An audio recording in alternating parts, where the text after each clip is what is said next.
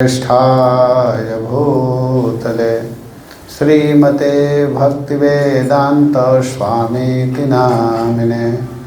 नमस्ते सारस्वती देवे गौरवाणी प्रचारिणे निर्विशेष शून्यवादी पाश्चात्य देशतारिणे।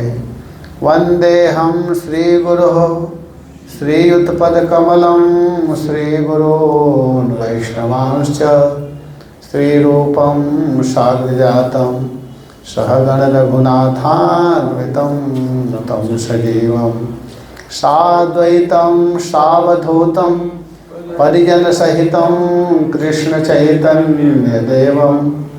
श्रीराधा कृष्णपादान् सहगण ललिता श्री विशाखान्वितांश्च। हे कृष्ण करुणा सिंधु दीनबंधो जगत्पते गोपेश गोपिका कांत राधा कांत नमस्तुते।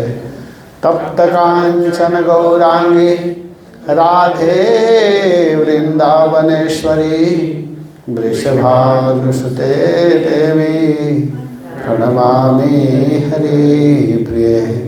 जय श्री कृष्ण चैतन्य प्रभो नित्यानंद श्री अद्वैत गदाधर श्रीवासादि गौर भक्तवृंद। हरे कृष्णा कृष्णा कृष्णा हरे हरे हरे राम राम राम हरे हरे। ओम नमो भगवते वासुदेवाय।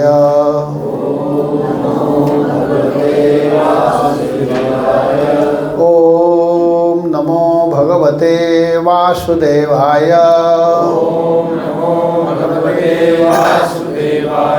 ओम नमो भगवते वासुदेवाय।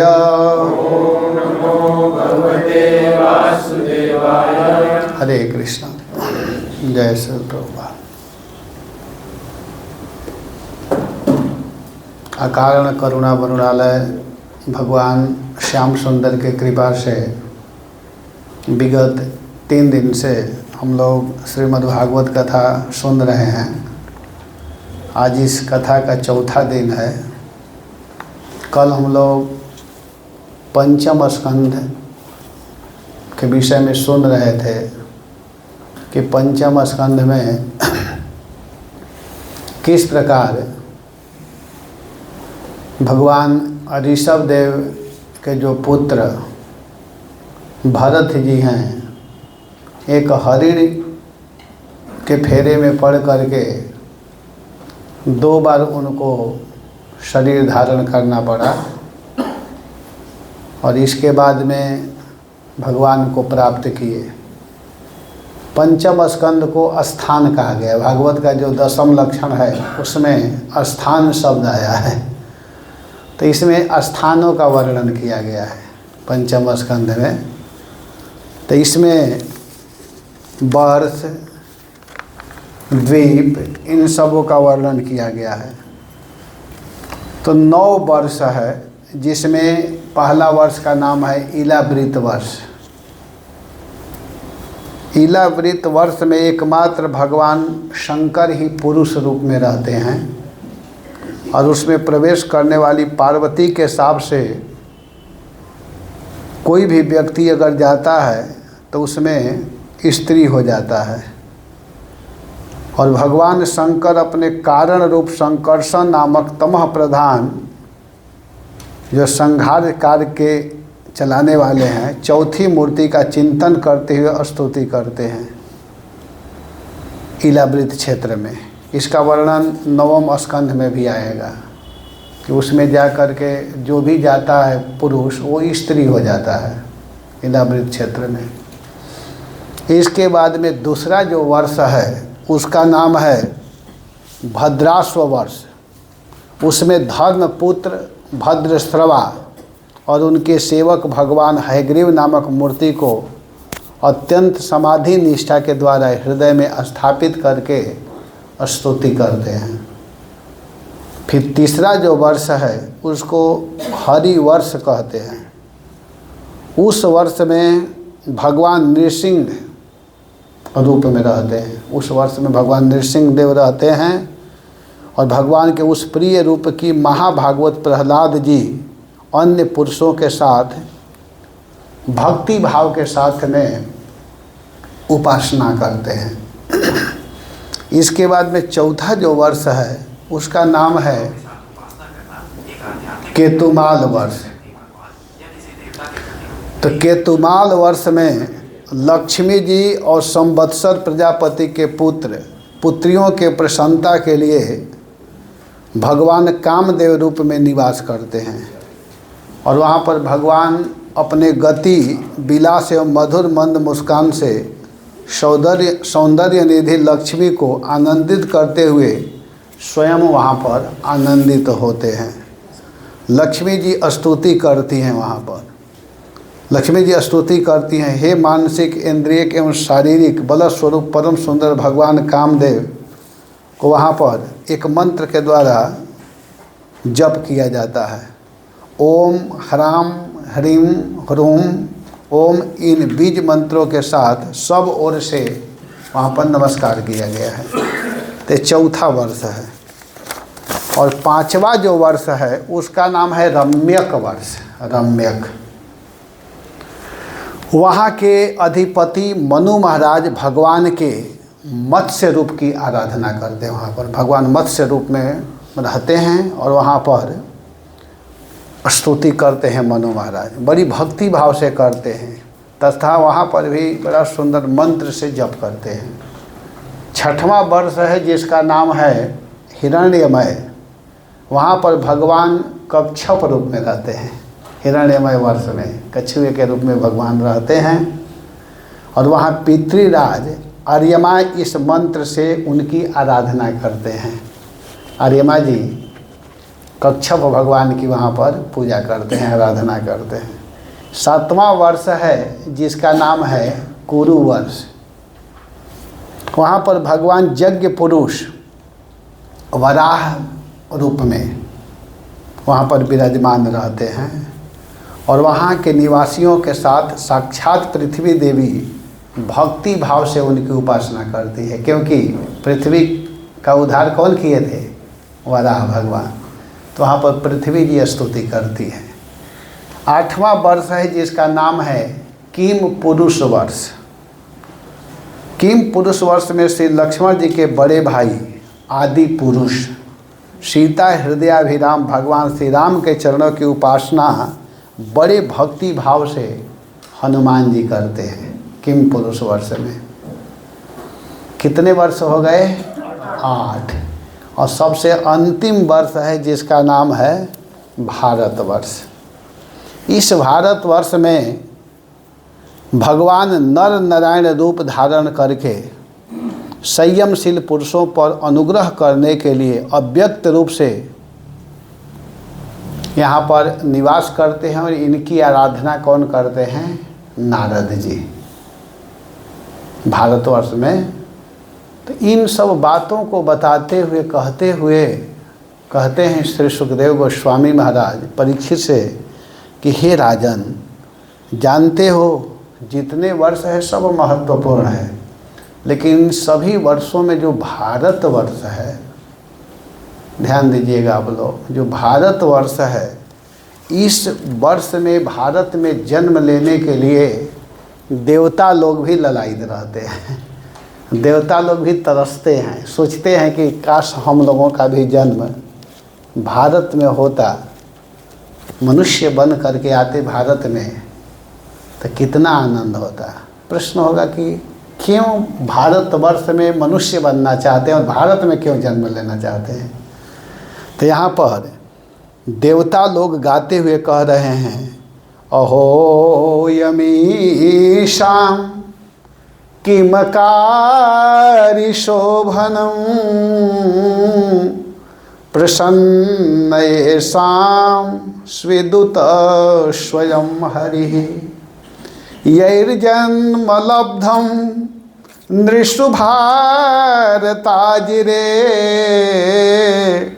मुकुंद शैवौ पैकं स्पृहाहिनः मुकुंद सेवै पैकं स्पृहाहिनः।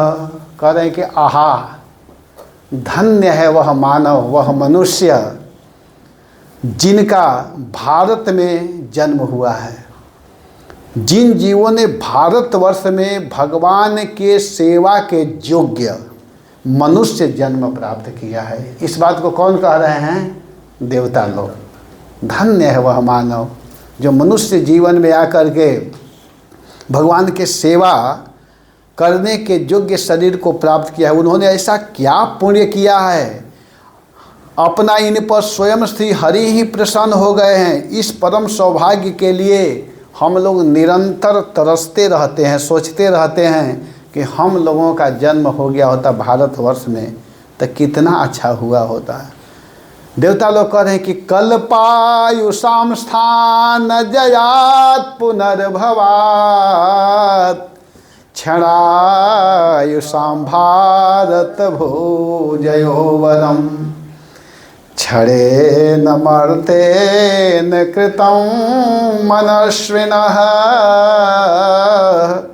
संन्यास संयात्य भयं पदम हरेः। कितना सुंदर बात देवता लोग कह रहे हैं कि कल्पायुषाम, अरे वह स्वर्ग से श्रेष्ठ है भारत भूमि। भारत भूमि क्यों श्रेष्ठ है?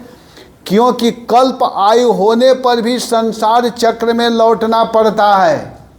कल्प माने बहुत उम्र होने के बाद में भी, हम लोगों का उम्र बहुत ज़्यादा है लेकिन फिर भी संसार चक्र में लौटना पड़ता है।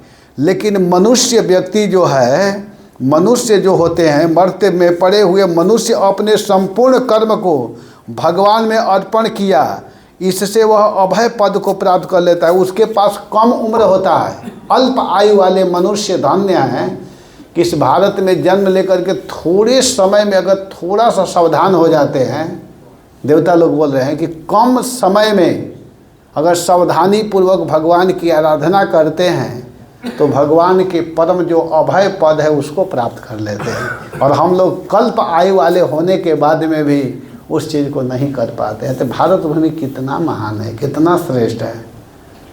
भारत की प्रशंसा कर रहे हैं और करते हुए कहते हैं कि नायत्र वैकुंठ कथा सुधापगः न साधवो भागवतास्तदाश्रयः न यत्र यज्ञेशमखा महोत्सवा सुरेश लोकोऽपि न वै ससेव्यताम्। न यत्र वैकुंठ कथा सुधापगः, वह स्थान रहने लायक नहीं है जहाँ पर भगवान की चर्चा न होती हो। वो भले स्वर्ग ही क्यों न हो, भले ही सुंदर देखने में स्थान क्यों न लगता हो, लेकिन जहाँ भगवान के भक्त और भगवान की कथा न होती हो वहाँ पर रहना नहीं चाहिए। वह रहने लायक नहीं है। भले ही वह देवताओं का ही स्थान क्यों न हो, वहाँ जो भक्त लोग होते हैं वो नहीं रहना चाहते हैं, नहीं जाना चाहते हैं। वो सेवन करने योग्य वह स्थान नहीं होता है। सेवन करने योग्य स्थान कौन है? जहाँ भक्त निवास करते हैं, जहाँ भगवान की कथा होती है, वही जगह रहने लायक है। और इस पर एक उदाहरण आप लोग सुने हैं, बड़ा सुंदर उदाहरण है हनुमान जी का, कि एक बार भगवान रामचंद्र जी सभी लोगों को कहे कि तुम लोग चलो मेरे साथ। कहाँ? मेरे धाम साकेत अयोध्या चलो। विमान बड़ा सुंदर लाए भगवान और कहे कि बैठिए, चलिए सभी लोग। तो सभी लोग उसमें बैठ गए, जितने लोग हैं सब भाई बैठ गए जाने के लिए। भगवान जब उसमें प्रवेश करते हैं तो देख रहे हैं कि हनुमान जी तो उसमें है ही नहीं। तो भगवान के हनुमान कहाँ गया, लगे ढूंढने। हनुमान जी दिखाई दे नहीं रहे हैं, कहाँ गए हनुमान, कहाँ चले गए, कहाँ चले गए। तो ढूंढते ढूंढते जाकर देखते हैं तो हनुमान जी एक कोने में छिपे हुए हैं, एकदम छिप गए हैं कि हमको कोई देखे मत, मुझे नहीं जाना है वहाँ। तो भगवान गए, कहे अरे हनुमान तुम यहाँ क्या कर रहे हो? सब लोग विमान में बैठ चुके हैं, तुम भी तो चलो। तो हनुमान जी कहते प्रभु आप जाइए सबको लेकर, मैं नहीं जाऊँगा। क्यों, क्या दिक्कत है? कहते मुझे यहाँ बहुत अच्छा लग रहा है, हमको यहीं रहने दीजिए।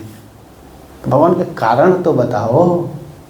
अरे नाथ, जानते हैं यहाँ आपकी कथा सुनने को मिलती है, और जहाँ आपकी कथा है उससे बड़ा और क्या हो सकता है, इसीलिए मैं नहीं जाना चाहता हूँ। पता नहीं वहाँ आपकी कथा सुनने को मिलेगी नहीं मिलेगी, तो इसलिए मैं प्रभु यहीं रहना चाहता हूँ। भगवान को इतना अच्छा लगा। भगवान कहे कि चिंता मत करो, यहाँ भी रहो और मेरे साथ भी चलो, क्योंकि तुम भगवान हमारी कथा के इतने प्रेमी हो तो यहाँ रहना जरूरी है। तो देखिए, जहाँ भी कथा होती है, भागवत कथा, राम कथा, तो सबसे पहला आसन लगा करके हनुमान जी बैठते हैं। वो लेट नहीं करते हैं। जैसे आप लोग समय से आ गए थे, मैं भी पहले से तैयार था, ये मत सोचिएगा कि मुझे में देर हुआ है, लेकिन अब आने में रास्ता में थोड़ा इधर उधर होने से थोड़ा 2-4 मिनट लेट होगा। तो हनुमान जी सबसे पहले बैठते हैं, और जब सभी लोग चले जाते हैं तब पीछे से वो निकलते हैं, क्योंकि उनको कोई जल्दी नहीं। भगवान की कथा में क्या जल्दी, बड़ा रस मिलता है, बड़ा आनंद मिलता है। तो इस बात को देवता लोग कह रहे हैं कि न यत्र वैकुंठ कथा सुधापगः न साधवः भागवतास्तदाश्रयः।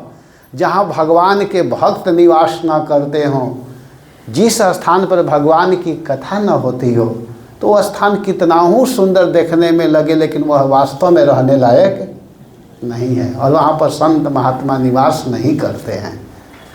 तो इन बातों को बताते हुए, कहते हुए, फिर 6 द्वीप के विषय में बता रहे हैं सुखदेव गोस्वामी।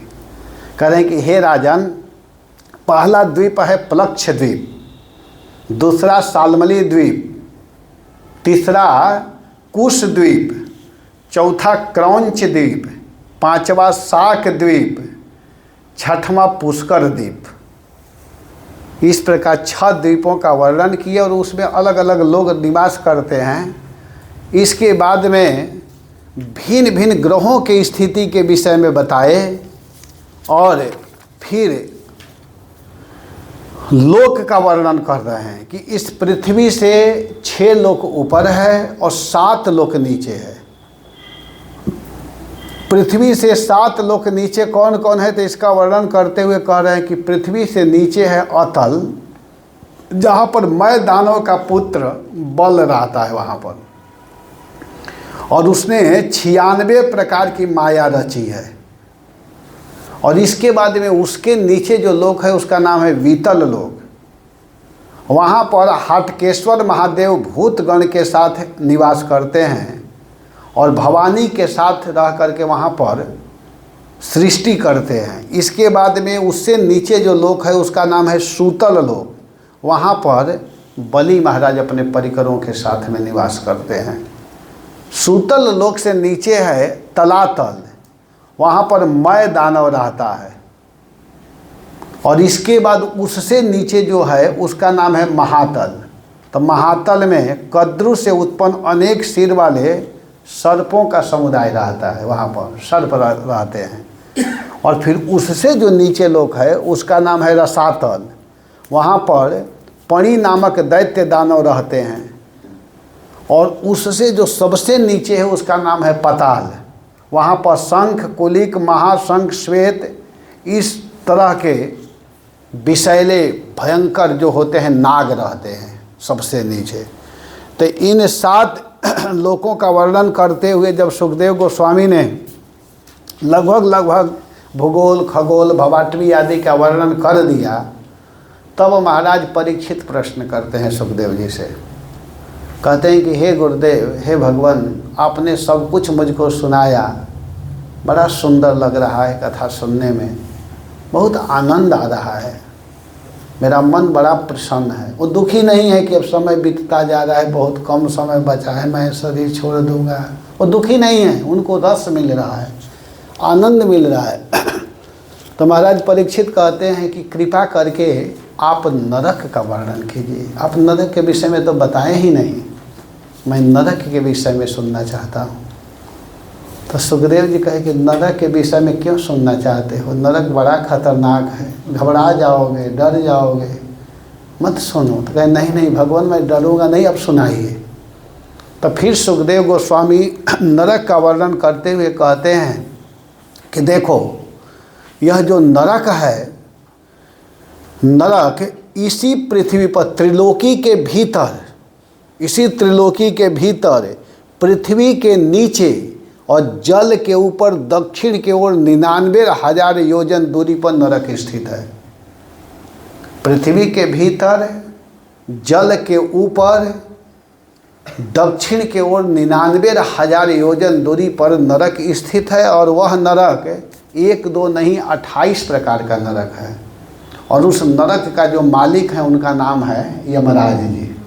वहाँ के वो प्रेसिडेंट हैं, मालिक हैं, सब कुछ देखते हैं और जानते हैं वहाँ कौन जाता है। जो जैसा गलती करता है वैसे लोग जाते हैं, और जैसा पाप करता है वैसे उसको भोग मिलता है। वहाँ पर उसको एक स्पेशल शरीर दिया जाता है भोगने के लिए, जिसको यातना शरीर बोलते हैं, यातना।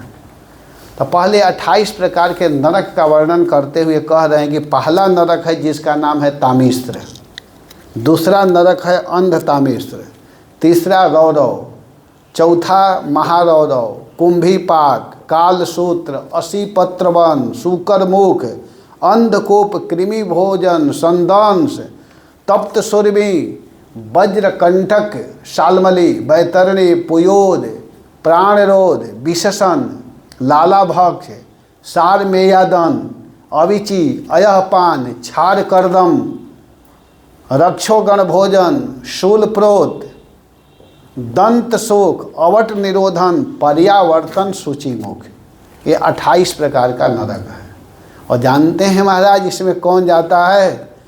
कह रहे हैं कि जो दूसरे के धन, संतान, स्त्रियों का हरण करता है वह व्यक्ति मरने के बाद में तामिस्त्र नामक नरक में जाता है।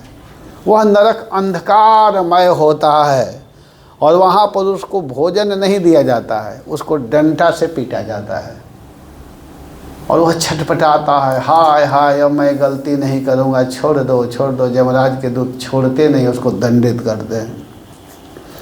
इसी तरह दूसरा जो नरक है उसका नाम है अंध तामिस्त्र। उसमें वह व्यक्ति जाता है जो दूसरे को धोखा दे करके दूसरे के धन और स्त्री का भोग भोगता है। वह व्यक्ति अंध तामिस्त्र नामक नरक में जाता है और वहाँ पर यमराज के दूत क्या करते हैं कि जड़ से कटे वृक्ष के समान उसको कष्ट पहुँचाते हैं। वह व्यक्ति सारा शुद्ध बुद्ध खो जाता है, उसको बहुत कष्ट देते हैं। फिर तीसरा नरक जो है उसका नाम है रौरव। रौरव नामक नरक में वह गिरता है जो व्यक्ति देहात्म बुद्धि में पड़ करके, देहात्म, देह ही सब कुछ है, भगवान को न मान करके देह में ही लगा हुआ है और वह दूसरे का परवाह नहीं करता है, केवल अपने शरीर के पालन पोषण, अपने परिवार के पालन पोषण में लगता है और दूसरे से जो द्रोह करता है, ईर्ष्या करता है, वह व्यक्ति रौरव नामक नरक में गिरते हैं। और उसको रूरू नाम का एक जीव होता है, वह उसको कष्ट पहुंचाता है, उसके शरीर को पकड़ करके नोचता है, खाता है, उससे वह बहुत दुखी होता है, दुख का अनुभव करता है। और फिर एक नरक है जिसका नाम है कुंभीपाक। तो कुंभीपाक नामक नरक में वो व्यक्ति जाते हैं जो मांसाहार आदि करते हैं, मांस खाते हैं, वह कुंभीपाक नामक नरक में गिरते हैं। और वहाँ पर क्या होता है कि यमराज के दूत उसको पकड़ करके ले जाते हैं। वहाँ बहुत बड़ा कढ़ाई होता है। आज गोल्डन टेम्पल में गए थे हम लोग, देख रहे थे, पकौड़ा छान रहा था वहाँ। तो ये तो बहुत छोटा है, वहाँ बहुत बड़ा कढ़ाई, बहुत बड़ा कढ़ाई होता है और उसमें उस व्यक्ति को सीधा डाल दिया जाता है। लेकिन ध्यान दीजिएगा वो मरता नहीं है, वो मरेगा नहीं, उसको यातना के लिए स्पेशल शरीर दिया जाता है कि उसको कष्ट का अनुभव हो। ये ध्यान हमेशा देना है। तो वो पकौड़ा बच जाता है और उसी के हाथ को तोड़ करके उसके मुख में डाला जाता है, उसके नाक को तोड़ा जाता है, दांत को निकाल करके दांत ही मुख में डाला जाता है, खाओ। उसी के शरीर को उसको दिया जाता है और वो बड़ा छटपटाता है।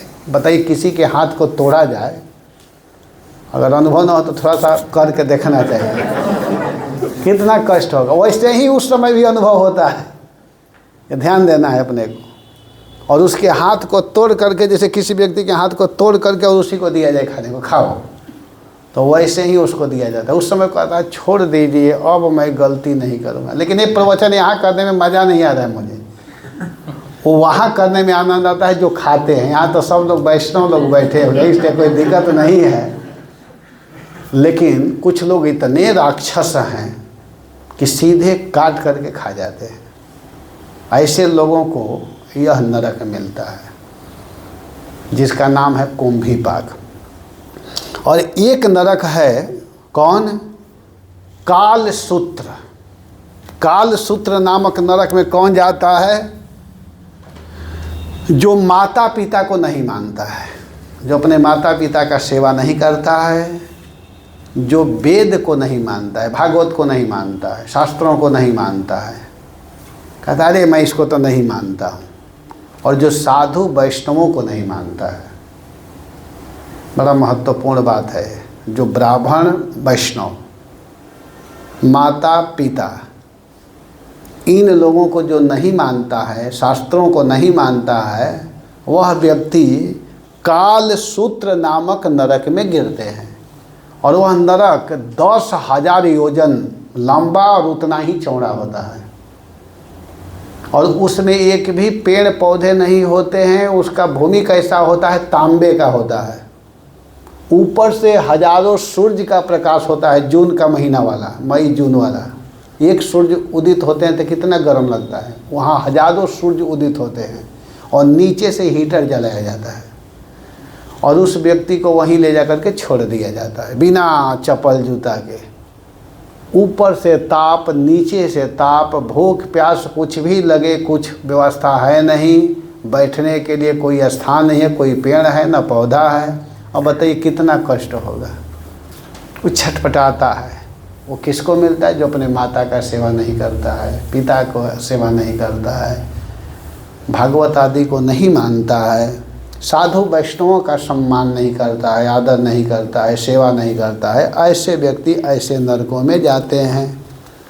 इस प्रकार बहुत आगे करके बहुत नरक है, जो आप लोग पढ़ लीजिएगा। भागवत के 5म स्कंद के 26वां अध्याय में वर्णन है विस्तार से, 26 अध्याय में। तो उसमें लोग जाते हैं और उनका यही सब दुर्गति होता है। एक नरक और मैं वर्णन करूंगा, सबका तो नहीं करूंगा, लेकिन एक नरक है जिसका नाम है प्राणरोध। प्राणरोध नामक नरक में कौन जाता है? जो अपने घर में कूता पालता है।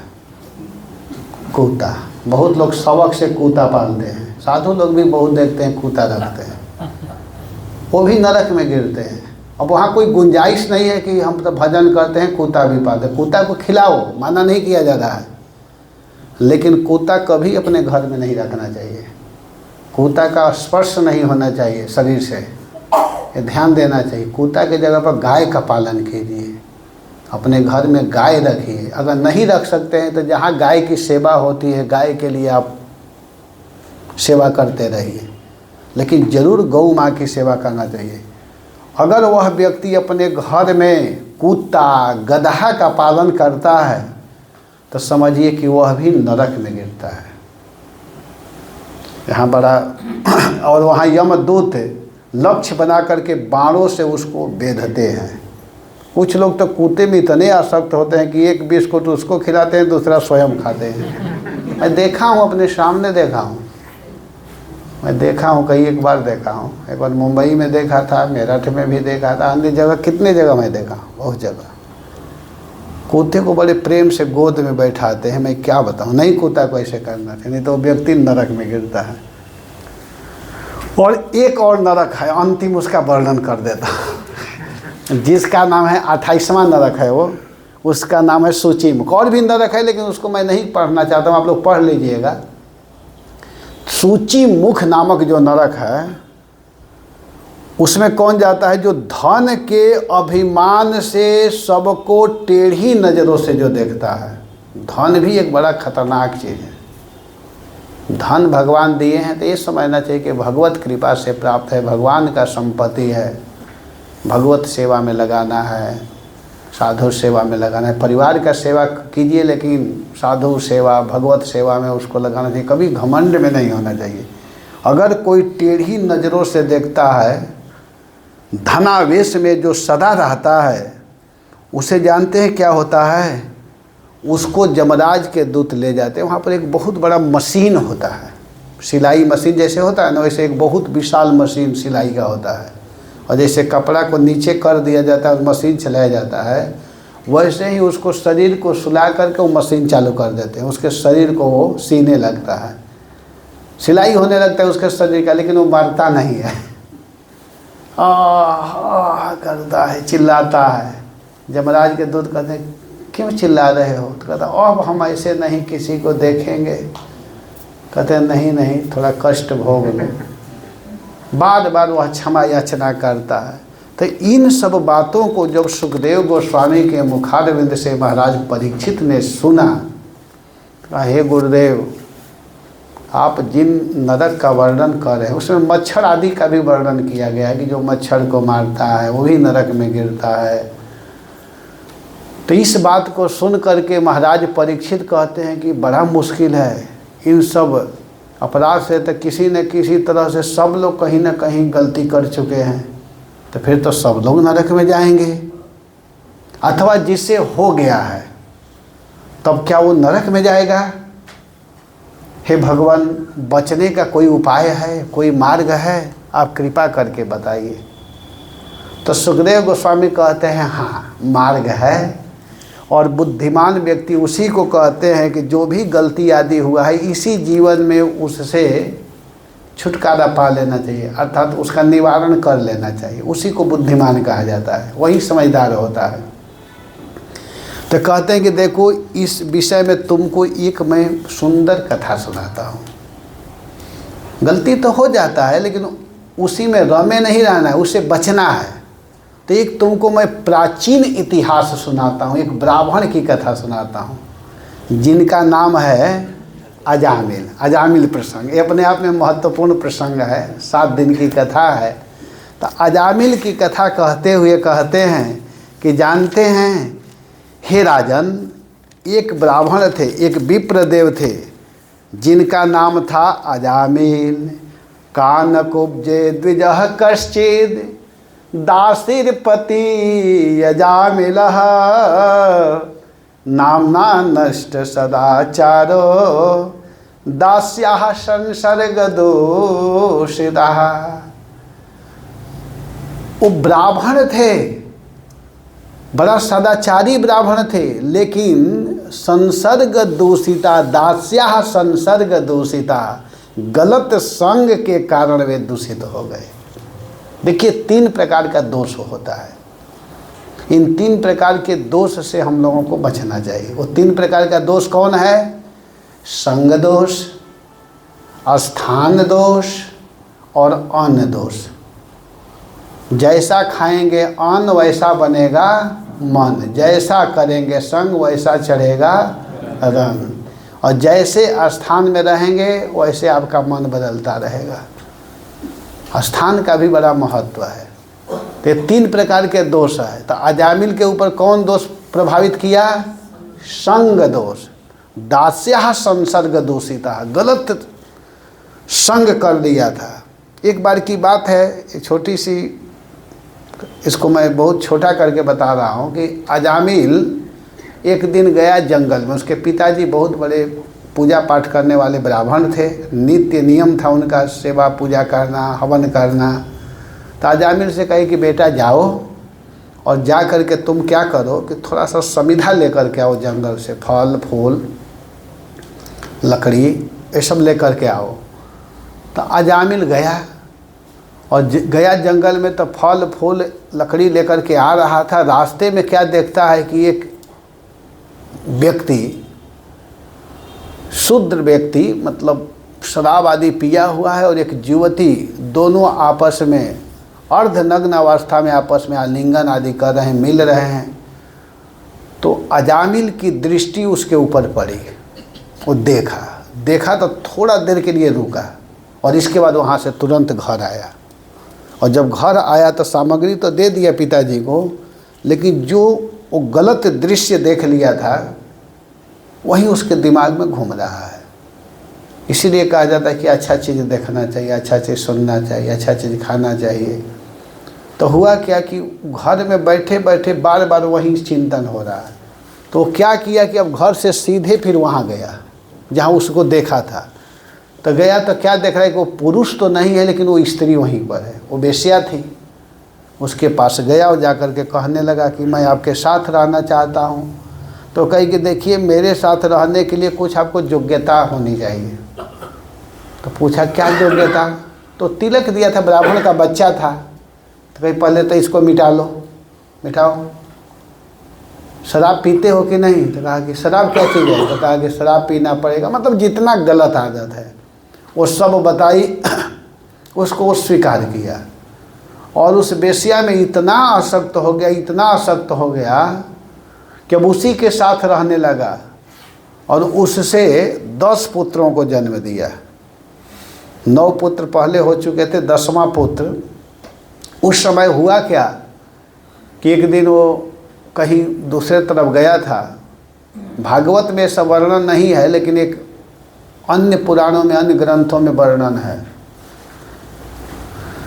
तो हुआ क्या कि वो गया था, तब तक उसी गांव में महात्मा लोग आए और महात्मा लोग आए तो कुछ दिन रुकना चाह रहे थे। गांव के लोग कहे कि देखिए महाराज, अगर आप लोग वास्तव में रुकना चाहते हैं तो इस गांव में एक ही व्यक्ति योग्य है, उसका नाम है अजामिल पंडित, आप उनके यहाँ जाइए। महात्मा लोग सरल होते हैं। जब गए वहाँ तो वो तो नहीं था, वही वेश्या थी। वेश्या कही महाराज हम वेश्या हैं और हमारे संग में होने के कारण उनका भी सारा धर्म नष्ट हो चुका है, तो क्या आप लोग मेरे यहाँ रुकेंगे, मेरे हाथ का दिया हुआ अन्न ग्रहण करेंगे? तो महात्मा लोग कहे कि हे देवी, अब हम लोग तुम्हारे यहाँ आ गए हैं तो ज़रूर स्वीकार करेंगे। वो सूखा आटा दे दी, जो भी चावल, आटा, नमक, तेल, आलू, मिर्च, मसाला जो भी होना चाहिए, और वहीं रह कर के वे लोग भजन किए, कीर्तन किए। और जब जाने का समय हुआ तो कहने लगे कि हम लोग साधु महात्मा है, तुम्हारे यहाँ कुछ दिन रुके हैं, तो तुम हम लोगों को कुछ दक्षिणा दो, ऐसे तो भेजना उचित नहीं है। तो वो रुपया पैसा लेकर के आई देने के लिए। तो वे लोग कहे नहीं नहीं, ये हम लोग को दक्षिणा नहीं चाहिए। छोटा बच्चा खेल रहा था। तो वे लोग पूछे कि ये कौन है? तो वो बताई कि मेरा बेटा है छोटा वाला। इसका नाम क्या है? तो बोली कि इसका तो नाम अभी नहीं रखा गया है। तो वे लोग कहे कि यही दक्षिणा है, जो हम लोग इसका नाम रखेंगे उसी को तुम लोग पुकारना, बुलाना।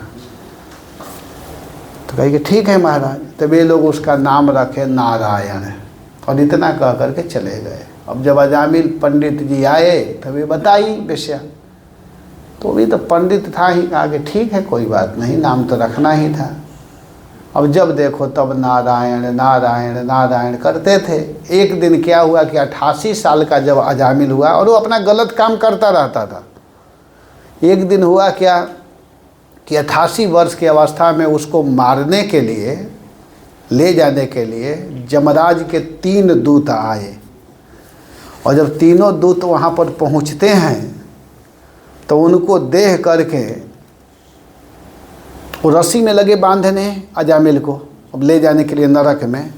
तो घबरा करके, डर के मारे अपने बेटा नारायण का नाम उच्चारण किया, कहा नारायण।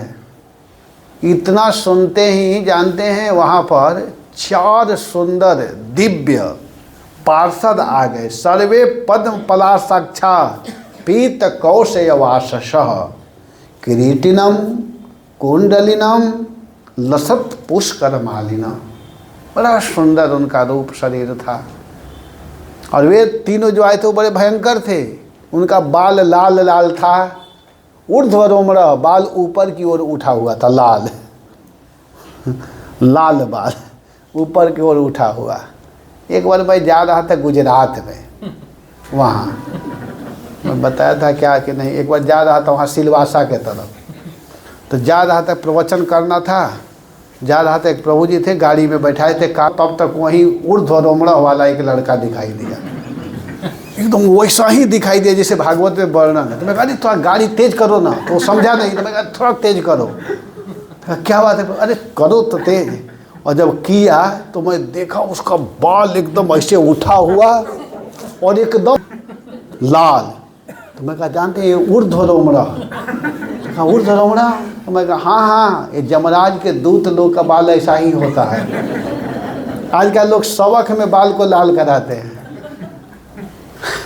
जो बाल काला है, सफ़ेद हो गया, हो जाने तो क्या हो गया, नहीं तो करना भी है तो काला कर लीजिए, लाल भी करते हैं। तो ऊर्ध्वरोमण, तो यहाँ पर क्या है कि यहाँ पर वर्णन कर रहे हैं कि उनका बाल ऊपर की ओर उठा हुआ था, नाक टेढ़ा था, बिल्कुल भयंकर शरीर। उसको जब देखे अजामिल तो घबरा गए, डर गए, इतना भयंकर शरीर था।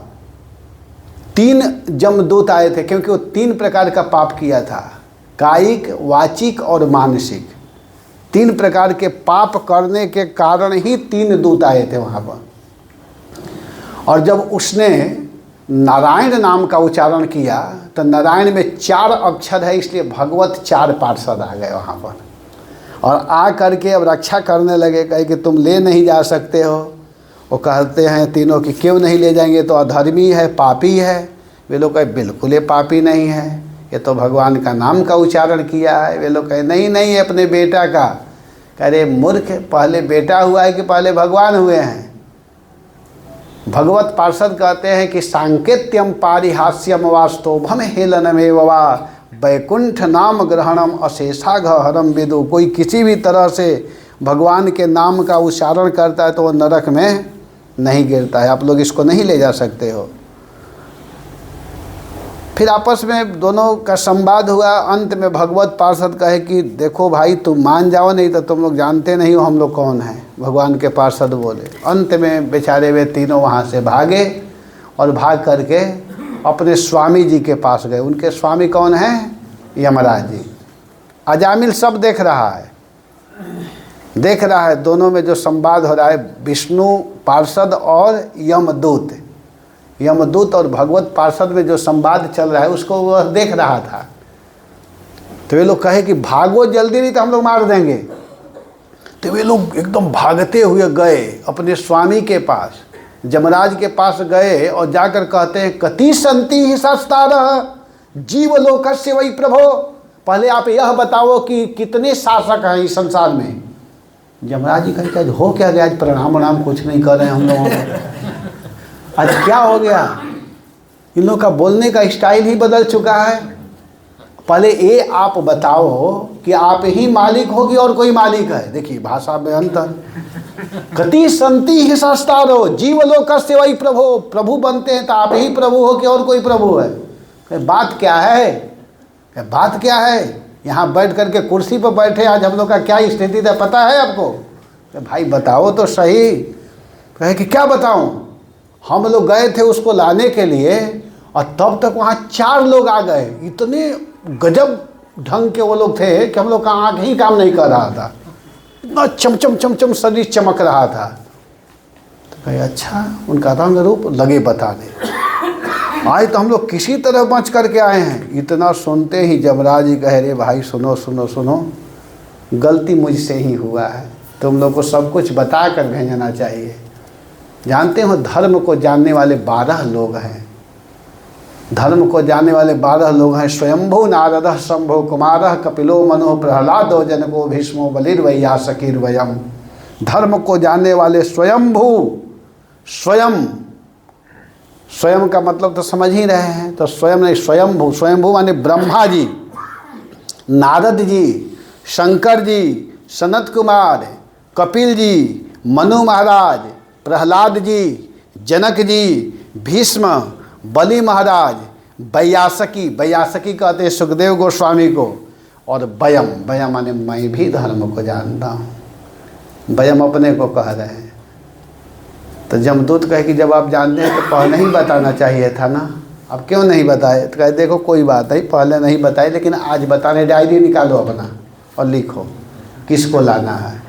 तो बहुत सुंदर ढंग से बताए कि जिह्वा न भक्ति भगवत गुणनाम ध्येय चेतश्च न स्मरति तच्चरणारविंद, जिसकी जिह्वा भगवान के नाम का उच्चारण नहीं करती है, जो भगवान के चरणों में प्रणाम नहीं करता है, जो भगवान के मधुर गुणों को नहीं गाता है, जो भगवान के सामने झुकता नहीं है, ऐसे अधर्मियों को पकड़ करके लाना चाहिए।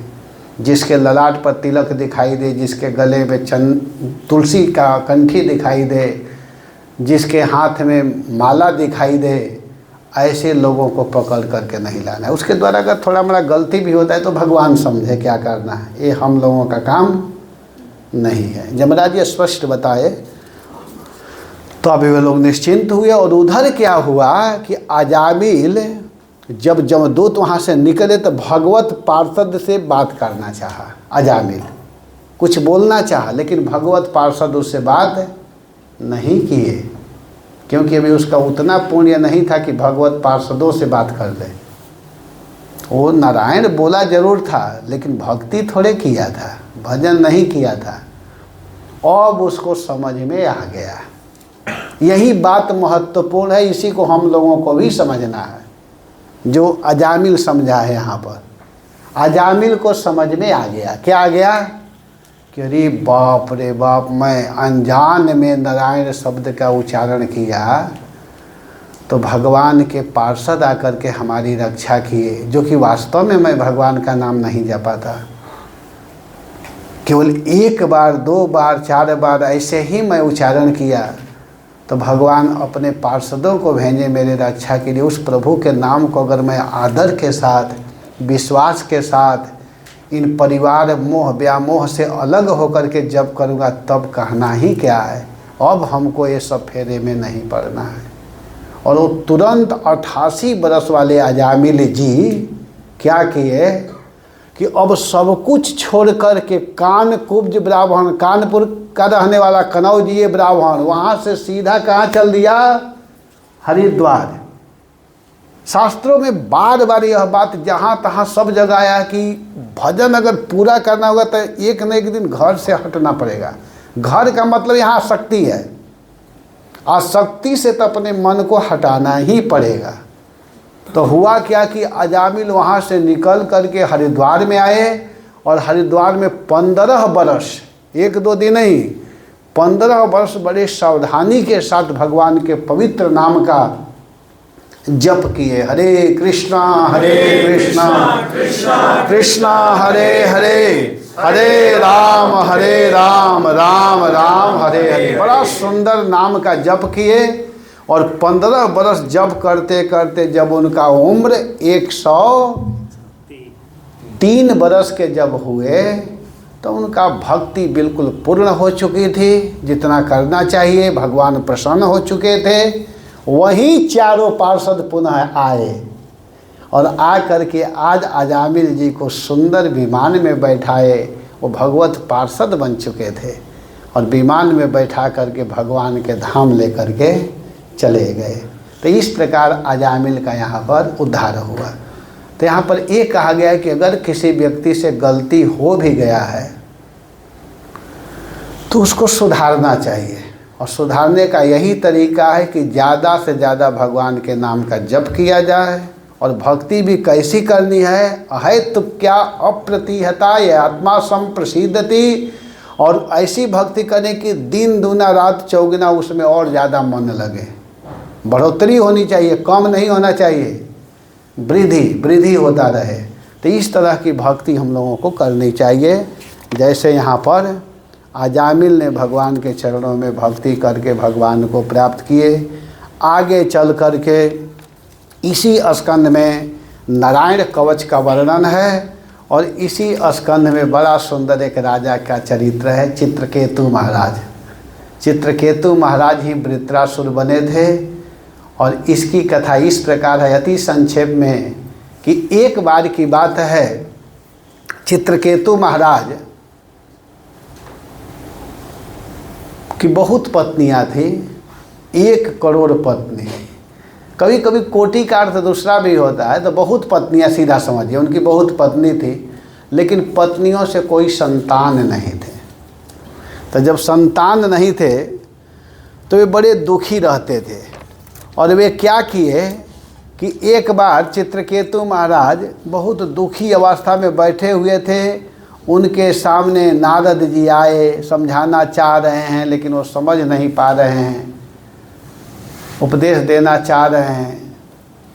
अंगिरा जी भी समझा रहे हैं, बड़ा दुखी हैं कि हमको पुत्र चाहिए पुत्र चाहिए। तो फिर देख लिए कि इसको इस समय समझाएंगे तो समझेगा नहीं। तो आ करके नारद जी और अंगिरा जी दोनों आए थे और कहे कि देखिए, आप पुत्र चाह रहे हो तो आपको पुत्र की प्राप्ति तो होगी, लेकिन उस पुत्र से जितना आप खुश होंगे बाद में आप दुखी भी होंगे। वो आपको आनंद भी देगा और दुख भी प्रदान करेगा। लेकिन उनको समझ में नहीं आया बात। वे क्या किए कि कहे कि ठीक है, अब पुत्र प्राप्ति के लिए आशीर्वाद दे दिए, फल दिए, कहे कि ठीक है इसको ले जाओ अपने पत्नियों को खिला दो, पत्नी को खिला दो। तो अब चित्रकेतु महाराज बहुत पत्नियां हैं तो किसी एक ही पत्नी को देंगे ना। तो जो सबसे बड़ी पत्नी थी जिसका नाम था कृतद्युति, कृतद्युति सबसे बड़ी पत्नी थी, उनको कहे कि लो इस फल को खा लेना। कृतद्युति जी फल को खाई। फल खाने से बड़ा सुंदर पुत्र हुआ और पुत्र होने के कारण स्वाभाविक राजा का ध्यान उधर जाता था। अब उनके कक्ष में जाते थे, बच्चे से प्रेम करते थे। इसको देख करके अन्य पत्नियों को अच्छा नहीं लगा, वे लोग बड़ा डिस्टर्ब होने लगी। एक दिन प्लान बनाई कि रहेगी बांस न बाजेगी बांसुरी, इस लड़का को ही हम लोग समाप्त कर देती हैं। उसको विष पिला दी और उसकी मृत्यु हो गई। जब मृत्यु हुआ तो झूठ मूठ वे लोग भी रो रही हैं, रानी भी रो रही हैं, हाय हाय हाय हाय। उसी समय महाराज को पता चला। और जब महाराज को पता चला तो क्या हुआ कि महाराज आकर खूब रो रहे हैं। और जब ज़ोर ज़ोर से रोने लगे तो फिर वहीं नारद जी आए वहाँ पर। और नारद जी आए तो नारद जी आ करके समझा रहे हैं, कह रहे हैं कि तुम क्यों शोक कर रहे हो, देखो आप शोक मत करो, जिसके लिए रो रहे हो वो तुम्हारा पुत्र नहीं, पहले तुम्हारा पिता भी बना था। लेकिन उनको समझ में नहीं आ रहा। तो उस लड़का को ही नारद जी क्या किए कि तुरंत जल छिड़के कहे उत्तिष्ठ, वो तुरंत जग गया। कहीं इनको समझा। वो लड़का के तरफ जब बढ़े रोते हुए, कहा रे बेटा तू कहाँ चला गया था। तो लड़का कहा बेटा, एक बार मैं आपका बेटा बन गया था, आप हमारे पिता हो गए, और मैं आपके कितने बार पिता बना हूँ। मतलब कहने का अर्थ है कि आप हमारे पिता हैं ना, मैं आपका बेटा हूँ। ये जो संसार का संबंध है वो नित्य है ही नहीं। तो इस बात को जब सुने तो उनको वैराग्य हुआ। और वैराग्य हुआ फिर नारद जी उनको बहुत सुंदर उपदेश किए, समझ में उनको आ गया। और वे क्या किए कि अब वे वहाँ से बिल्कुल निश्चिंत होकर के अपने मन को विषयों से रो करके अपने स्वरूपगत कर्तव्य के प्रति वे स्थिर हो गए। और देवर्षि नारद बोले कि हे राजन, एकाग्र चित्त से मंत्रोपनिषद ग्रहण करो, 7 रात में तुम्हें भगवान शंकरषण का दर्शन होगा, चिंता मत करो। आज के 7 रात्रि में तुमको भगवान शंकरषण दर्शन देंगे। और भगवान शंकर आदि भगवत विभूतियों ने भगवान शंकरषण का आश्रय लिया है, बड़े बड़े लोग उनका आश्रय लिए हैं, तो आप चिंता मत करो। और इतना कह करके वे लोग चले गए। चित्रकेतु महाराज को वैराग्य हुआ, उनको भगवान शंकरषण दर्शन दिए और उनके कृपा से वो इतने प्रभावशाली हो गए कि स्पेशल एक विमान में वे चलने लगे आकाश में। अब जा रहे थे, एक दिन की बात है, विमान से जा रहे थे, कैलाश के तरफ जब गए तो देख रहे हैं कि कैलाश में शंकर जी बैठे हुए हैं। और बैठे हुए शंकर जी पहले से ही वो वट वृक्ष के नीचे बैठे हुए थे।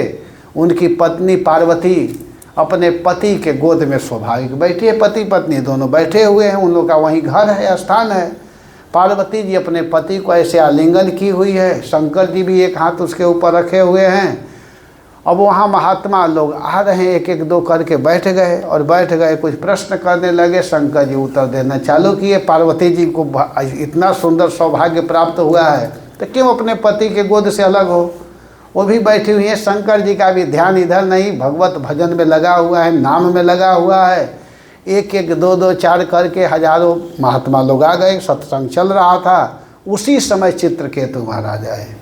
और जब चित्रकेतु महाराज आए तो आते ही देखे और देख कर कहते, अरे ये कहाँ का फैशन चल दिया, ये सह लोक गुरु साक्षात वक्ता धर्म शरीरिणाम आस्ते मुख्य सभाया वयम मिथुनी भूय भार्यया। अरे ये साक्षात गुरु हैं, और ऐसे आचार्य ऐसे गुरु अगर ऐसे काम करेंगे तो क्या कहा जाएगा। देखिए देखिए देखिए, जटाधारी तीव्र तपः, जटाधर तीव्र तपः, ब्रह्मवादी सभापति जटाधारी ये हैं, तीव्र तपस्वी हैं और बड़े बड़े ऋषियों के सभा में बैठे हुए हैं, लेकिन अंगीकृत्य स्त्रियम चास्ते गतरी प्राकृतो यथा। थोड़ा भी शर्म नहीं है, थोड़ा भी लज्जा नहीं है, स्त्री को गोद में लेकर के कथा कर रहे हैं। अब चित्रकेतु महाराज बोलना चालू किए। सच पूछे तो चित्रकेतु महाराज शंकर जी के मित्र हैं, तो मित्रवत भाव में बोलना चालू कर दिए, और सही भी बोल रहे हैं। देखिए वहाँ बोल रहे हैं जब चित्रकेतु महाराज, तो वहाँ नारद जी बैठे हुए हैं, उनके गुरु महाराज, अंगिरा जी बैठे हुए हैं, बड़े बड़े ऋषि लोग हैं। अगर वो गड़बड़ बोले होते चित्रकेतु महाराज तो नारद जी डांटते ना कि तो चुप रह, क्या बोल रहा है। लेकिन उन लोगों को अच्छा लगा कि बिल्कुल सही बोल रहा है, भले हम लोग नहीं कह पाए लेकिन बात तो सही कह रहा है। तो चुपचाप सब लोग सुन रहे हैं। लेकिन शंकर जी तो कुछ नहीं बोले, परंतु पार्वती जी को अच्छा नहीं लगा, और पार्वती जी गुस्सा में हो करके कहती है कि अच्छा, शंकर ब्रह्मा के ऊपर शासन करने वाले तुम कौन बनते हो, तुम कौन हो। और वो क्रोध में आकर के श्राप दे दी कि जाओ तुम तुरंत आसुरी योनि को प्राप्त करो। श्राप जब दी तो श्राप दी तो चित्रकेतु महाराज हाथ जोड़ करके माता पार्वती के चरणों में कहते हैं कि हे माँ, देखो मैं बात बिल्कुल सही कहा हूँ, लेकिन अगर हमारी बात आपको अच्छी नहीं लगी है तो आप क्षमा करना, और आप जो श्राप दे रही हो ये तो आप एक सूचना दे रही हो मुझको, श्राप तो मुझको लगना ही था। आप वही काम कर रही हो जैसे डाकिया। डाकिया क्या करता है कि एक पत्र लेकर के आता है और आकर के देता है, तो उस पत्र में मान लीजिए लिखा हुआ हो, जिस व्यक्ति को दे और उसमें लिखा हो कि आपका बेटा आईएएस बन गया, आईएएस बन चुका है। तो पत्र पढ़ करके कोई डाकिया को माला पहनाने लगे, अरे आपने तो बड़ा अच्छा काम किया है। वो कुछ नहीं किया, वो तो पत्र दिया है। और वही डाकिया 2-4 बरस के बाद पत्र लेकर के आए और दे, और उसमें लिखा हुआ कि आपका लड़का जा रहा था, कार दुर्घटना में समाप्त हो गया, और वो व्यक्ति उसको मारने लगे डाकिया को। तो मूर्ख है ना, वो तो बेचारा पत्र सूचना दिया है। इसी तरह चित्रकेतु महाराज कहते हैं कि हे माँ, वास्तव में आप तो एक हमको सूचना दी हो, ये तो मुझको लगने वाला था, लेकिन मैं आपसे यही प्रार्थना करूंगा कि मेरी बात अगर आपको अच्छी नहीं लगी है तो आप क्षमा कर दीजिएगा। और इतना कह करके वे उस श्राप को स्वीकार किए। चित्रकेतु महाराज के इस व्यवहार को देख करके शंकर जी कहते हैं पार्वती से, देख ली वैष्णव की विशेषता। चित्रकेतु चाहते तो तुमको भी श्राप दे सकते थे, लेकिन वैष्णव ऐसे नहीं होते हैं, साधु लोग सह लेते हैं। तो वही चित्रकेतु महाराज वृत्रासुर बन करके आए थे, और वही वृत्रासुर इंद्र के साथ में लड़ रहे थे। भागवत में बहुत सुंदर बृहद कथा है। भागवत के 6वें स्कंद के 10वां अध्याय से लेकर के 11, 12, 13 सब में बड़ा सुंदर प्रसंग है। और कहा गया है कि वृत्रासुर वधोपेत तद भागवत मिष्यते, जिसमें वृत्रासुर जी के वध का वर्णन आता है वही वास्तव में भागवत है। मत्स्य पुराण की बात कही गई है, वही भागवत है जिसमें वृत्रासुर की कथा है। अगर वृत्रासुर की कथा नहीं तो उसको भागवत नहीं कहा जाता है। वही वृत्रासुर जी बड़ा सुंदर 4 श्लोकों में स्तुति किए हैं। जब युद्ध हो रहा था तो भागवत के 6वें स्कंद के 11वां अध्याय में 25, 26, 27, 28 जो 4 श्लोक है, अहम हरे तौपादैक मूल दासानुदासो भवितास्म भूय मनस्मरेता सुपते गुणास्ते गृणीतवा कर्म करो तुकाय नाक पृष्ठम न चपादमेष्टम न सार्वभौमम न रसाधिपत्यम न योग सिद्धिर न पुनर्भवम व समंजसम तम विरहय्य कांक्षे अजात पक्षा युवमातर खगा स्तन्यम यथावत्सत क्षुधार्ता प्रियम प्रियेव विश्रुतम विषाणा मनोरविंदाक्षते दीक्षते। तो और अंत में क्या कहते हैं, ममोत्तमश्लोकजनेषु सख्यं संसार चक्रे भ्रमतः स्वकर्मभिः त्वन्माययात्मात्मजदारगेहे स्वासक्तचित्तस्य नाथ भूयात्। हे नाथ, ममोत्तमश्लोक जनेषु सख्यम, हे प्रभु हमारे कर्म के अनुसार मेरा कहीं भी जन्म हो इसकी चिंता नहीं है, लेकिन हे नाथ, हे भगवान, इतना कृपा करना कि जहाँ भी जाऊँ ममोत्तमश्लोक जनेषु सख्यम, आपके जन, आपके जो भक्त हैं उनसे मेरा संबंध हो, उनसे मेरी सख्य भाव हो, माने उनका संग मुझे मिले। मुझे साधु संग चाहिए, मैं साधु संग चाहता हूँ, मैं भक्त संग चाहता हूँ। भगवान से भी ज़्यादा महत्वपूर्ण है भक्तों का संग।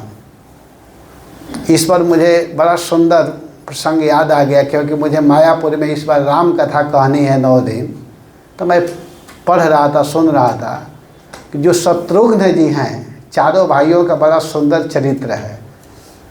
तो चारों भाइयों में जो चरित्र है, तो उसमें एक राम जी का जो है स्वभाव है वह प्राकृतिक स्वभाव है, संसार में कैसे रहना है, और जो लक्ष्मण का स्वभाव है वह विशेष है, और भरत जी का जो है विशेषतर है, और शत्रुघ्न जी का जो है विशेषतम है।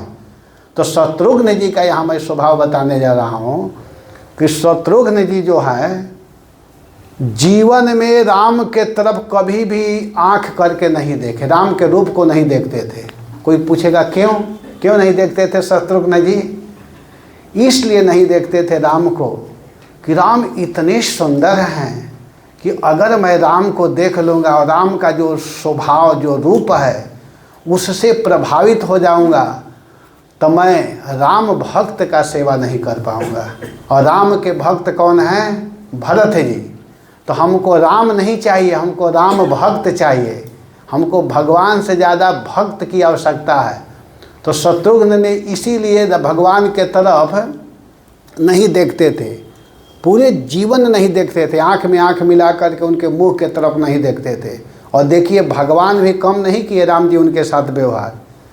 जब वो भगवान पहले तो 14 बरस जंगल में रहे, और 14 बरस रहे जंगल में, तो हुआ क्या कि भगवान, देखिए भगवान जब जंगल में रहते थे तो उनके लिए, भगवान के लिए सीता जी, लक्ष्मण जी खाने पीने का व्यवस्था करते थे, कंद मूल फल ला करके दे देते थे। लेकिन उनसे विशेष तपस्या कौन किए? भरत जी।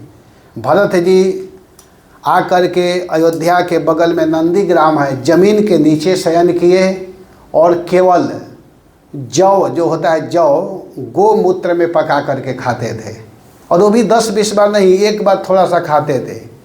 और कहीं कहीं महात्माओं का विचार है कि वो जौ, कैसा जौ खाते थे, वो जौ गाय को खिलाते थे, और गाय जो गोबर के माध्यम से जब करती थी तो उस गोबर में से उस जौ को निकाल करके उसी को खा लेते थे, ऐसे खा लेते थे, तपस्या किए।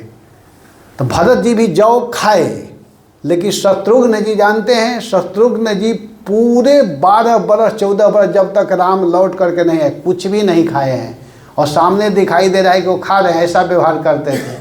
लेकिन शत्रुघ्न जी कुछ खाते नहीं थे।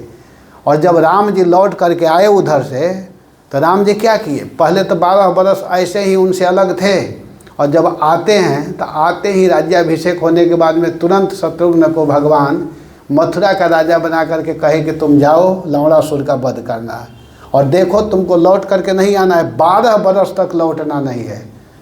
12 बरस भगवान अपने से अलग कर दिए। जब शत्रुघ्न जी मथुरा के राजा बने तो रो रहे थे, भैया का आदेश सुन करके कि वो मना किए हमको आने के लिए, तो शत्रुघ्न जी रो रहे थे। और जब रो रहे थे शत्रुघ्न जी, तो उस समय इतना रोने लगा कि खाना पीना सब बंद कर दिए थे। तब वहाँ के ब्राह्मण लोग क्या किए कि भगवान राम का लीला प्रारंभ किए, रामलीला जिसको कहते हैं। 12 बरस तक लगातार वह लीला चलता रहा, और लीला चलता रहा तो उसको देख करके शत्रुघ्न जी को शांति मिली। और भगवान बोले थे कि हम और भरत आएंगे, तो राम और भरत वहाँ गए थे, 10 दिन तक रुके थे ब्रज में, मथुरा में, भगवान राम और भरत जी। इसीलिए मथुरा का रामलीला आज भी प्रसिद्ध है। तो देखिए जो भक्त लोग होते हैं वो भगवान से ज़्यादा भगवान के भक्त को चाहते हैं। तो यहाँ पर वृत्रासुर जी क्या कह रहे हैं कि हमको हे नाथ अपने कर्म के अनुसार मैं कहीं भी जाऊं, ममो तमश्लोक जनेषु सख्यम संसार चक्रे भ्रमतः स्वकर्म भी, अपने कर्म के अनुसार कहीं भी जाऊं इसका परवाह नहीं है, लेकिन मुझे साधु संग जरूर चाहिए। संतन के संग लाग रे, संत का संग लग जाना चाहिए। इससे क्या होता है, तेरी अच्छी बन जाएगी, बड़े लोगों का बन जाता है, नारद जी जैसे संतों का संग करने से। तो इस प्रकार इन कथाओं को कहते हुए फिर अंत में पुंसवन व्रत के विषय में बताते हैं। दीति के मन में आया कि मुझको ऐसा पुत्र चाहिए जो इंद्र को मार दे। दीति जी, कश्यप जी कहे क्या मांग रही हो? कही नहीं नहीं, हमको पुत्र चाहिए जो इंद्र का वध करे। तो पत्नी जब हठ कर ली तो कश्यप जी कहे कि ठीक है, एक व्रत करना पड़ेगा, वो 1 साल वाला व्रत है, उसको करोगी? तो कही हाँ हाँ करूँगी। और ध्यान देना किसी प्रकार का कोई त्रुटि नहीं होनी चाहिए। अगर त्रुटि कर दोगी तो जो वध करने के लिए संकल्प कर रही हो वही इंद्र का मित्र बन जाएगा। तो कही कोई बात नहीं, हम करेंगे। तो 1 साल वाला व्रत बताए जिसका नाम है पुंसवन व्रत। और इधर हुआ क्या कि दीति माँ बड़ा नियम के साथ करती थी। इंद्र को पता चला, इंद्र सेवक बन करके रूप बदल करके वहाँ गए थे, देख रहे थे कि कहाँ मौसी जी गलती करती। एक दिन क्या हुआ कि दूध पी करके रात्रि को बिना मुख धोए सो गई। उसी समय इंद्र प्रवेश किए और जा करके हमने वज्र से उस बच्चे को मारे, वो 7 टुकड़ा हो गया।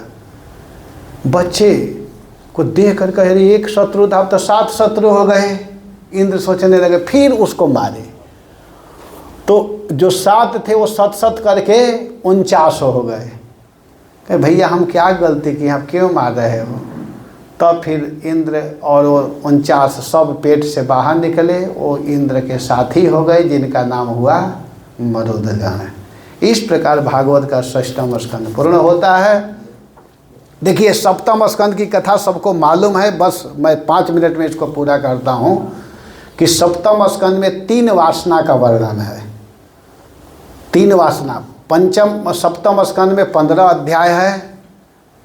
जो शुरू का 5 अध्याय है उसमें असत वासना का वर्णन है, और असत वासना का आचार्य है हिरण्यकश्यपु। बीच में जो 5 अध्याय 6 से लेकर के 10 तक उसमें सत वासना का वर्णन है, उसके आचार्य हैं कौन? प्रहलाद महाराज। और 11 से लेकर के 15 जो है उसका मिश्र वासना, जिसके आचार्य महाराज युधिष्ठिर हैं। ऐसे भी हम कह सकते हैं रजो प्रधान कौन है? हिरण्यकश्यपु। सत्व प्रधान है प्रहलाद महाराज। और मिश्र में रज नहीं आएगा, मिश्र में ध्यान देना है, सत और रज आएगा, उसमें तम नहीं आएगा। तो उसके आचार्य हैं महाराज युधिष्ठिर। तो प्रहलाद महाराज असुर कुल में जन्म लिए, लेकिन नारद जी की कृपा से नारद जी ने गर्भ में ही भागवत सुना दिया था, और बड़े सावधानी से प्रहलाद महाराज ने सुना, इतने प्रेम से सुना कि जन्म के बाद भी वो भूले नहीं, और इतने सुंदर से सुने थे कि पिता के डिस्टर्ब करने पर भी प्रहलाद महाराज उससे प्रभावित नहीं हुए, और बड़े प्रेम से भगवान का भजन करते रहे। हिरण्यकश्यपु बड़े स्नेह के साथ में एक दिन गोद में लेकर पूछता है, तुमको सबसे अच्छा क्या लगा, ये बताओ। तो कहे कि मैं उसी को अच्छा मानता हूँ जो सब कुछ छोड़ करके वनम गतोयम हरिमाश्रयेत, जंगल में जा कर के तत्साधुमन्य सुरवर्य देहि नाम, उसी को मैं साधु मानता हूँ जो जंगल में जा कर के भजन करे। उस दिन तो उसको हंसी आई कि लड़का लग रहा है किसी के बहकावा में आ गया है। कुछ दिन के बाद दोबारा आकर के जब पूछता है कि बताओ तुम अपने गुरु से क्या सीखे हो, प्रहलाद कहते हैं कि मैं गुरु से 9 प्रकार की भक्ति सीखा हूँ। श्रवणम कीर्तनम विष्णु स्मरणम पाद सेवनम अर्चनम वंदनम दास्यम सख्यम आत्मनिवेदनम। इन बातों को सुन करके उसको अच्छा नहीं लगा, और दोनों मास्टरों को फटकार लगाया, कहा कि थोड़ा ध्यान देना। वे दोनों आकर के कहने लगे, बेटा क्या चाहते हो, नौकरी से हटवाना चाहते हो, तुम क्यों ऐसे कर रहे हो? हम लोग जो सिखाते हो क्यों नहीं अपने पिता को सुनाते हो? कहा गुरुजी चिंता मत कीजिए, मैं नौकरी से नहीं हटने दूंगा, चिंता मत कीजिए। और जो पढ़ाते थे सुना देते थे। उन लोगों को पूर्ण विश्वास हुआ। एक दिन कहीं मीटिंग में जाना था, कहे कि बच्चों को देख लेना। प्रहलाद कहे हाँ हाँ देख लूँगा, जाओ। और हुआ क्या कि सभी बच्चों को प्रहलाद कहे किस पढ़ाई में लगे हुए हो? कौमार आचरित प्राज्ञो धर्मान भागवतानि दुर्लभम मानुष जन्म तदप्य ध्रुवर्थदम।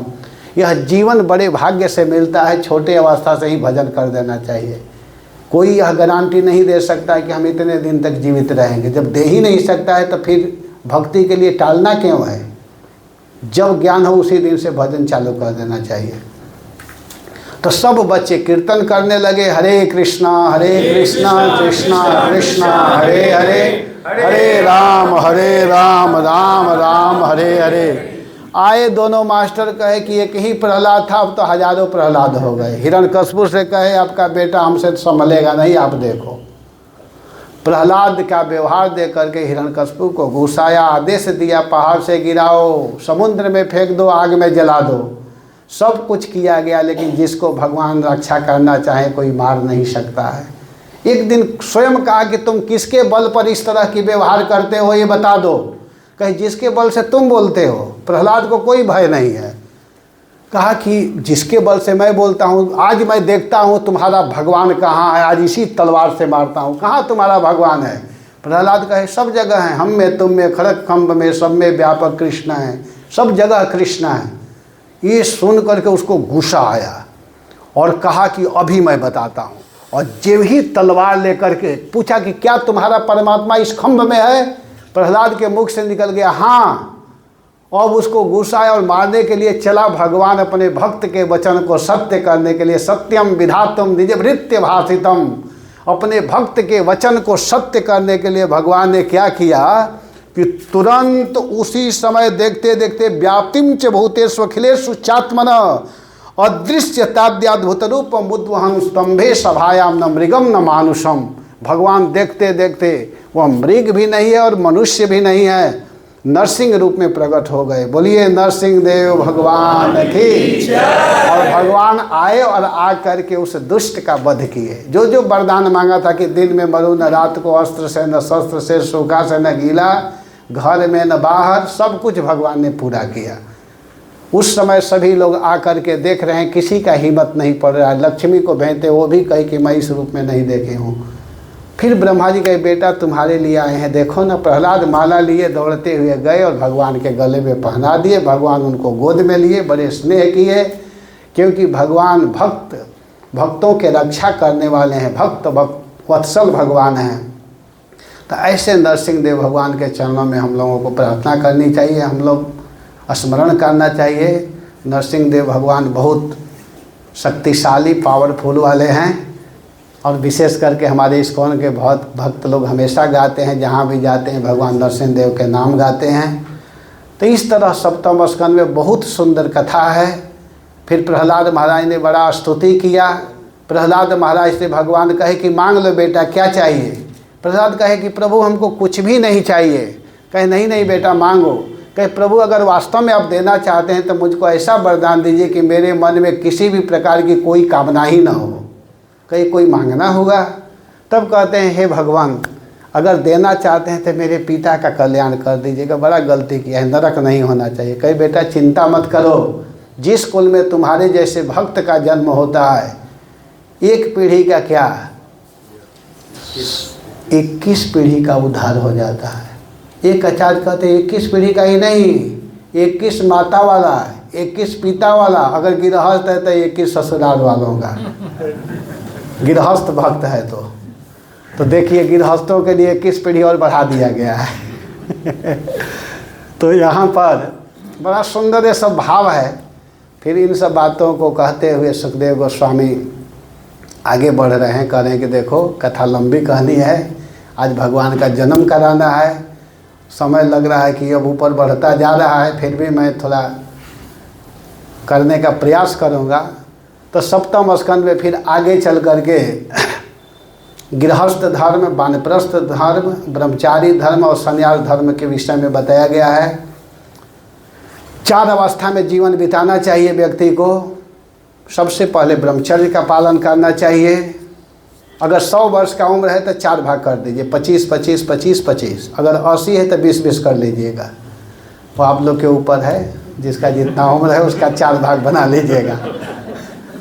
तो अगर 100 का ही हम ले लेते हैं, छोड़िए 100 ही ले लेते हैं, तो 25 बरस तक ब्रह्मचारी, 25 के बाद 26 में गृहस्थ में जाना चाहिए, 50 बरस तक गृहस्थ में रहना चाहिए, और इसके बाद में 51 के बाद वानप्रस्थ, और फिर 75 के बाद जब 76 में जाते हैं तो संन्यास। 25 ब्रह्मचारी, 25 वानप्रस्थ, 25 संन्यास, बिल्कुल अलग रहना है। और जो 25 गृहस्थी है उसमें भी मुख्य भगवान का भजन ही करना है, ये ध्यान देना है। तो इन सब को करना है। गृहस्थों के लिए नारद जी बताए हैं युधिष्ठिर महाराज से कि जावत भ्रियेत जठरम तावत स्वत्वम ही देहिनाम अधिकम यो भी मन्ये तो सस्तेनो दंडमरहति। जितना से अपने परिवार आदि का पालन पोषण हो जाए उतना धन को अपना मानना चाहिए। अधिक धन है तो भगवत सेवा, भगवान सेवा में लगा देना चाहिए। भागवत के 14वां के 8वां अध्याय के 8 नहीं, भागवत के 7वें स्कंद के 14 अध्याय के 8 नंबर का श्लोक है, जावत भ्रियेत जठरम। तो इस तरह उन्होंने बताया। और फिर ये भी बताया कि ज़्यादा धनी होने पर भी पितृकार्य और जो दैव कार्य है उसमें ज़्यादा लोगों को निमंत्रित नहीं करना चाहिए। श्राद्ध आदि में जो श्राद्ध है उसमें 3, 2 और 1 का वर्णन किया गया। ज़्यादा से ज़्यादा 3 लोगों को खिलाना चाहिए बुला करके, क्योंकि बहुत लोगों को बुलाएंगे कर नहीं पाएंगे सेवा सत्कार तो गड़बड़ हो जाएगा। इसलिए कम से कम लोगों को बुलाइए। ज़्यादा बहुत ज़्यादा खर्च नहीं करना चाहिए। वो सब चीज़ों में जहाँ खर्च करना है वहाँ करना चाहिए। तो इन सब कथाओं को सुनाते हुए अब सुखदेव गोस्वामी 8वें स्कंद की ओर बढ़ते हुए कह रहे हैं कि देखो 8वें स्कंद में मनवंतर का वर्णन किया गया है। मनवंतर, और उस मनवंतर में 14 मनु हुए हैं। जैसे इस देश को चलाने के लिए विभाग होता है वैसे ही मनवंतर में भी एक सरकार होता है, मनवंतर सरकार जिसको बोलते हैं। और प्रत्येक मनवंतर में भगवान का अवतार होता है। पहला मनु हुए जिनका नाम हुआ स्वयंभू मनु, और उस समय भगवान यज्ञ पुरुष के रूप में आए। दूसरे मनु हुए जिसका नाम हुआ स्वारोचिष, उस समय भगवान विभु के रूप में आए थे। तीसरे मनु हुए जिनका नाम हुआ उत्तम, उस समय सत्यसेन भगवान के रूप में आए थे। और चौथा मनु हुए थे जिनका नाम था तामस, उस समय मनवंतरावतार के रूप में भगवान हरि आए थे। और वहीं हरि भगवान गजेंद्र की रक्षा किए, जिस कथा को हम लोग यहाँ सुन चुके हैं। आगे चल करके एक रैवत हुए मनु, उस समय वैकुंठ भगवान मनवंतरावतार के रूप में आए। फिर मनु हुए चाक्षुष, और चाक्षुष के समय में भगवान अजित मनवंतरा अवतार के रूप में आए। वहीं अजित भगवान समुद्र मंथन करवाए थे, और उसी समुद्र से 14 रत्न निकला था, जिसमें से अमृत भी निकला, और भगवान अपने भक्त देवताओं को अमृत का पान कराए। आगे चल करके 7वां मनु हुए हैं जिसका नाम है वैवस्वत श्राद्ध देव, और वहीं श्राद्ध देव के समय भगवान मनवंतरा अवतार के रूप में वामन देव आए थे, जिसकी कथा भी आप लोग विस्तार से सुने हैं। वामन भगवान आए थे, और वह वामन भगवान जा करके बलि महाराज से पृथ्वी मांग करके अपने भाई इंद्र को दिए। तो ये सब कथा कहते हुए सभी मनवंतरों का वर्णन किए हैं। फिर 8वां मनु हुए हैं सावर्णी, उस समय मनवंतरा अवतार के रूप में सार्वभौम भगवान आए। 9वां मनु हुए हैं दक्ष सावर्णी, उस समय ऋषभ देव मनवंतरा अवतार के रूप में। फिर ब्रह्म सावर्णी, उस समय विश्वक्सेन। फिर धर्म सावर्णी, उस समय धर्म सेतु आए। फिर रुद्र सावर्णी, उस समय स्वधाम आए। फिर देव सावर्णी, उस समय मनवंतरा अवतार के रूप में भगवान योगेश्वर आए। और फिर इंद्र सावर्णी, उस समय बृहद्भानु मनवंतरा के रूप में आए थे। तो इन सब कथाओं को सुनाते हुए 8वें स्कंद की कथा समाप्त कर रहे हैं सुखदेव जी। उसमें सब कथा हो गई बलि महाराज आदि की। तो इन सब कथाओं को कहते हुए अंत में मत्स्यावतार कथा को बताए हैं, जो 24वां अध्याय में वर्णन है। 8वें स्कंद के 24 अध्याय में इन सब बातों को कहते हुए हम 9वें स्कंद में प्रवेश करते हैं। और 9वें स्कंद में जो है 2 वंश का वर्णन है, सूर्य वंश और चंद्र वंश। तो सूर्य वंश में भगवान राघवेंद्र सरकार आए हैं, और चंद्र वंश में भगवान कृष्ण का जन्म हुआ है। और दोनों जो भगवान हैं, भगवान तो एक ही हैं, ध्यान देना है। लेकिन अलग अलग युग के अनुरूप भगवान अवतार लेते हैं। जैसी आवश्यकता होती है वैसे भगवान को आना पड़ता है। तो सूर्य वंश में ही एक से एक राजा हुए। उसी सूर्य वंश में बहुत राजा हुए हैं, जिनमें एक राजा हुए उनका नाम हुआ खडवांग, और खडवांग के पुत्र हुए दीर्घबाहु, दीर्घबाहु के रघु, रघु के अज, अज के महाराज दशरथ। और महाराज दशरथ के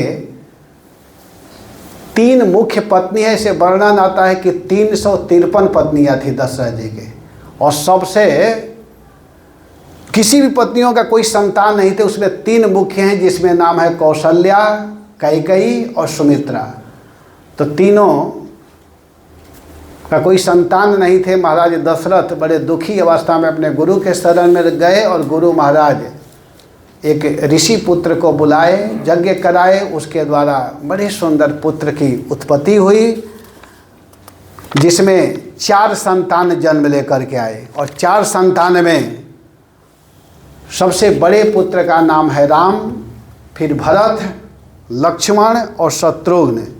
और चारों भाइयों के 2-2 पुत्र हुए हैं। राम के पुत्र का नाम है लव कुश, और जो लक्ष्मण जी हैं उनके 2 पुत्र हैं, जिनका नाम है अंगद और चित्रकेतु।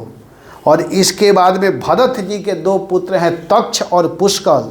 और शत्रुघ्न के जो 2 पुत्र हुए सुबाहु और श्रुतसेन। तो इस तरह भगवान इस संसार में आए, मर्यादा को दिखाए कि कैसे स्त्री के साथ व्यवहार करना है, कैसे मित्र के साथ व्यवहार करना है, कैसे परिवार वालों के साथ में रह करके जीवन निर्वाह करना है, गुरु के प्रति कैसी भाव होनी चाहिए।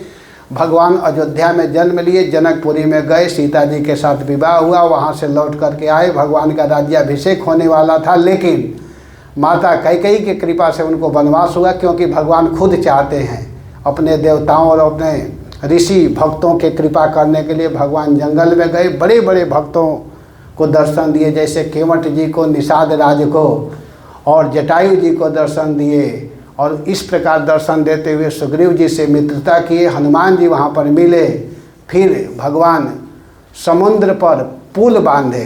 भगवान पहले तो प्रार्थना किए, 3 दिवस तक पंथ मांगते रघुपति सिंधु किनारे, बैठ पड़ रहे छंद अनुनय के प्यारे प्यारे। उत्तर में जब एक नाद भी उठा नहीं सागर से, उठी अधीर धधक पर उसने आग राम के सर से। भगवान को गुस्सा आया, और जब ही धनुष बाण उठाए समुद्र सामने खड़ा हो गया और कहा, हे प्रभु, अगर आप हमको सुखा देंगे तो मेरी मर्यादा क्या रहेगी। आपके दल में 2 बंदर हैं जो कि आसानी से पुल बांध सकते हैं। तो ऐसे ही किया गया, और भगवान फिर लंका में गए, जाकर के रावण का वध किए। जो रावण सीता जी का हरण करके ले गया था, रावण को मार करके माता जानकी को लौटा करके लाए। पुनः भगवान अयोध्या में आए, राजा बने। ये सब कथा इस प्रकार अति संक्षेप में राम कथा को कहते हुए अब सुखदेव जी कहते हैं कि चंद्रवंश का वर्णन सुनो।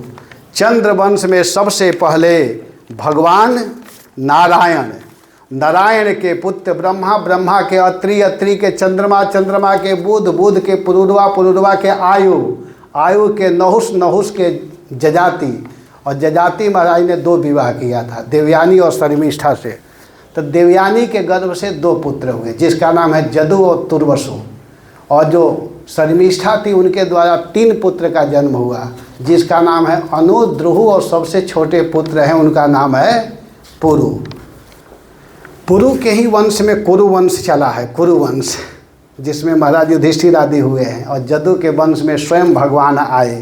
तो इन वंशों का वर्णन करते हुए बड़ा सुंदर ढंग से यहाँ पर बताते हुए कह रहे हैं कि देखिए, उसी जदु के वंश में आगे चल कर के सात्वत नाम के राजा हुए। सात्वत के ही वंश में वृष्णि, वृष्णि के चित्ररथ, चित्ररथ के देवमिढ़ हुए। और देवमिढ़ ने 2 विवाह किया था, एक क्षत्रिय कुल के कन्या से, एक वैश्य कुल के कन्या से। जो क्षत्रिय कुल की कन्या थी उससे जो बालक जन्म लिए उनका नाम हुआ सूरसेन। और जो वैश्य कुल की कन्या थी उससे जिसका जन्म हुआ उनका नाम हुआ पर्जन्य। सूरसेन के ही पुत्र हुए वसुदेव जी, और जो पर्जन्य थे उनके पुत्र हुए बाबा नंद। दोनों के दादाजी एक थे, नंद और वसुदेव के, जिनका नाम है देवमिढ़। ध्यान दीजिएगा आप लोग। और वही वसुदेव जी की कथा आती है कि वसुदेव जी का विवाह माता देवकी के साथ में हुआ, देवकी जी के साथ में विवाह हुआ। इससे पहले की कथा इस प्रकार है कि पृथ्वी एक बार दुखी होकर के ब्रह्मा जी के शरण में गई, और ब्रह्मा जी के शरण में जा कर के पृथ्वी कहती है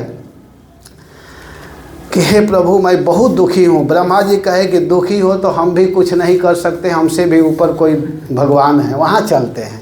और वहाँ जा कर के सभी देवता लोग क्षीर समुद्र के तट पर जा कर के प्रार्थना करने लगे। भगवान को रिझाने के लिए सबसे सुंदर उपाय क्या है? भगवान जानते हैं कैसे रिझते हैं?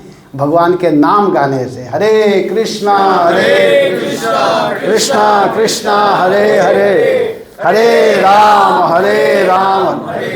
तो सभी लोग जा कर के भगवान के पवित्र नाम का गान कर रहे हैं। पहले तो जानते हैं सुखदेव गोस्वामी कथा कहते कहते कहे कि भाई मैं लगातार प्रवचन कर रहा हूँ, श्रोता के तरफ भी तो ध्यान देना चाहिए। सुखदेव जी के मन में थोड़ा सा भाव आया कि परीक्षित लगातार कथा सुनाए, थोड़ा थकान हुआ होगा, भूख प्यास लगी होगी, थोड़ा विश्राम कर लो, आपको भूख लगी होगी, थोड़ा पानी जाकर पी लो। तो परीक्षित महाराज जानते हैं क्या बोलते हैं? कहते हैं हमको भूख नहीं लगी है, हमको प्यास नहीं है। कहे क्यों? आपको तो इतनी जोर से प्यास लगती है कि महात्मा के गले में सांप डाल देते हो, और आज कह रहे हैं कि प्यास नहीं है। तो महाराज परीक्षित कहते हैं कि भगवान मैं तो पी रहा हूँ। नैसाति दुस्सहा क्षणमाम त्यक्तो दम पिबादते पिबंतम त्वन मुखाम भोज अच्युतम हरि कथामृतम। मैं कथा रूप अमृत का पान कर रहा हूँ, इसलिए मुझे कोई प्यास आदि नहीं है। आप कृपा करके कथा कहिए, संक्षेप में मत कीजिए, जल्दी मत भागिए।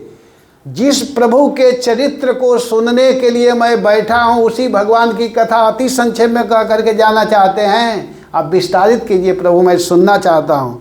तब सुखदेव गोस्वामी कहते हैं कि देखो मैं आपको सुना रहा हूँ, एक दिन की बात है।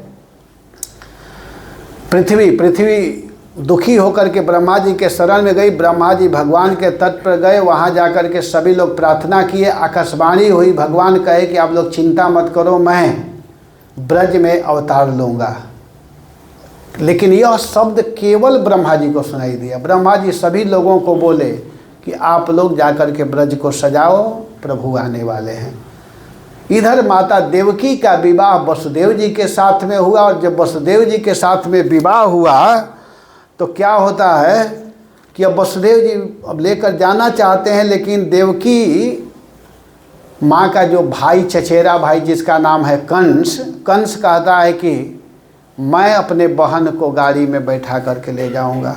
बहुत प्रेम करता था कंस, ले करके जा रहा था। उसी समय आकाशवाणी हुई, अरे दुष्ट कंस, तुम जिसको लेकर के जा रहे हो उसी का 8वां संतान तुम्हारा वध करेगा, तुमको मारेगा। इतना सुनते ही अभी प्रेम दिखा रहा था। सुखदेव जी कहते हैं कि वो वास्तव में प्रेम नहीं करता था, वो दुष्ट था। इत्युक्त सखल पापो भोजा नाम कुल पांसन भग्निम हन तुम्हारब्ध खड़क पाड़े कचे ग्रही। तो वह दुष्ट माता देवकी के कच्छ को पकड़ लिया। कच्छ कहते हैं उस बाल को जो विवाह के समय में सजाया जाता है, सुंदर तैल आदि से जो सुगंधित तेलों के द्वारा जिस बालों को सजाया जाता है उसको कच्छ कहते हैं। तो ऐसे मांगलिक बाल को पकड़ा मारने के नियत से। कहा जाता है कि अगर कोई स्त्री के बाल को क्रोध में होकर के पकड़ता है मारने के लिए, या क्रोध में होकर के, तो उस समय उस व्यक्ति का उम्र समाप्त हो जाता है। अगर कोई स्नेह के साथ सहला रहा है, पकड़ रहा है तो अलग बात है, लेकिन गुस्सा में अगर पकड़ेगा तो गड़बड़ हो जाएगा। तो वह दुष्ट क्या किया कि माता देवकी को मारने के लिए केस पकड़ा। उसी समय उसका उम्र तो समाप्त हो ही गया था। वसुदेव जी ने विचार किया कि मेरी पत्नी है, मेरे सामने मार देगा, ये उचित नहीं है, इसको बचाना चाहिए। वसुदेव जी कहते हैं कि कंस तुम इसको क्यों मारना चाहते हो? कहा कि इसका संतान जन्म लेगा जो मेरा काल है, रहेगी देवकी न बच्चे जन्म लेंगे, इसीलिए मैं मारना चाहता हूँ। वसुदेव जी हंसने लगे और कहने लगे कि अरे कंस, जिसका जन्म हुआ उसकी मृत्यु निश्चित है। मृत्यु जन्मवताम वीर देहे न सहजायते अद्यवाब्द शतान्ते व मृत्यु वही प्राणिनाथ ध्रुव। देखो जो व्यक्ति इस संसार में आया हो उसकी मृत्यु निश्चित है, आप चिंता मत करो, मैं देवकी के पुत्रों को ला करके दे दूँगा, तुम देवकी को छोड़ दो। वसुदेव जी बोलने में बड़े सावधान हैं। वसुदेव जी कह रहे हैं कि मैं देवकी के पुत्रों को लाऊंगा, जिससे तुमको भय नहीं है, जिससे भय है उसको तो सुरक्षित रखूंगा, ये बोल रहे हैं।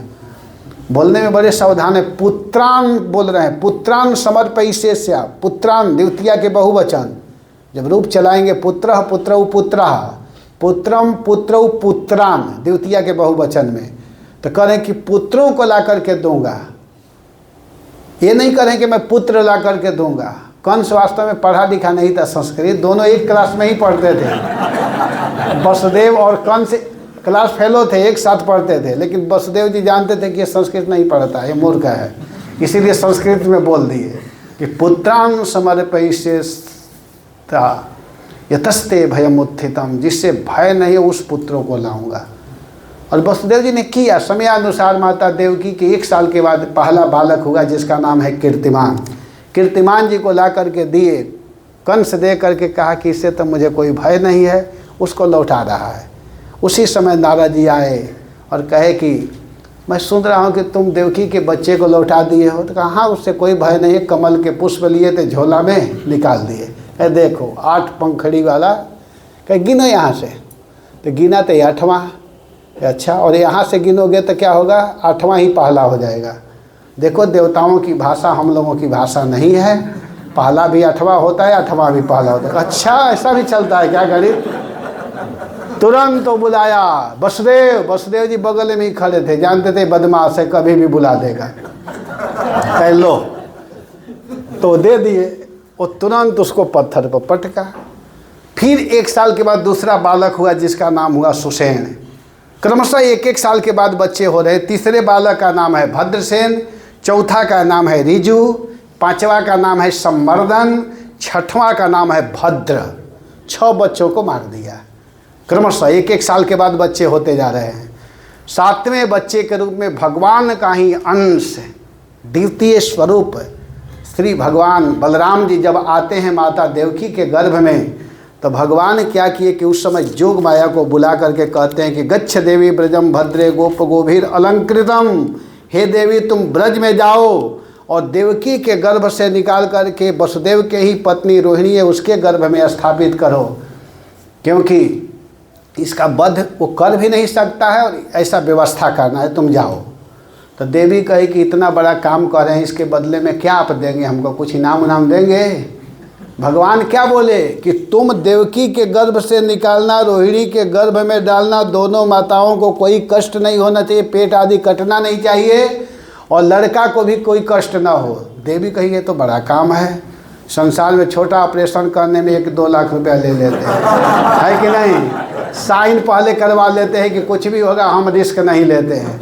और आप कह रहे हैं कि किसी को कोई कष्ट ही ना हो, तो इसके बदले में क्या देंगे? भगवान के चिंता मत करो, 14 नाम से प्रसिद्ध होगी। पहले ही नामकरण कर दिए, दुर्गेति भद्रकालेति विजया वैष्णवीति च, ये सब नाम रखे। कहते हैं कुमुदा चंडिका कृष्णा माधवी कन्यकेति च, माया नारायणी ईशानी शारदा अंबिकेति च, ये सब तुम्हारे नाम होंगे। जाओ, लोग तुम्हारी पूजा करेंगे, लेकिन तुमको अगर मेरी बहन के भाव में पूजा करेंगे तब तो उनका कल्याण होगा, और सर्वा आराध्या के रूप में ही तुम्हारी पूजा करेंगे तब तो वो संसार में ही फंसे रहेंगे। देवी को प्रणाम करो, लेकिन देवी से यही प्रार्थना करो कि हे देवी तुम कृष्ण की ओर मुझको ले चलो। और वास्तव में देवी भक्ति, शंकर भक्ति का यही फल है कि कृष्ण प्रेम प्राप्त हो जाए। अगर प्रेम नहीं हो रहा है, इसका मतलब तुम देवी का भी पूजा सही ढंग से नहीं कर रहे हो, देवता का भी पूजा नहीं कर रहे हो, क्योंकि देवता देवी में सामर्थ्य ही नहीं है कि अपने पास रख सके। वे लोग भगवान के तरफ ही भेजते हैं। तो जो शुद्ध भक्ति भाव करेगा तो वे लोग कृष्ण के ओर ही भेज देंगी। मैं शिवरात्रि के दिन एक बोला हूँ छोटा सा प्रवचन, उसमें सब बताया गया है। तो इन सब बातों को हम लोग को समझना है। अब यहाँ पर जोग माया को भगवान भेजे, जोग माया आई, देवकी के गर्भ से बच्चे को निकाल करके रोहिणी के गर्भ में स्थापित की। पता चला कि संतान ही गायब हो गया, हाहाकार मचा।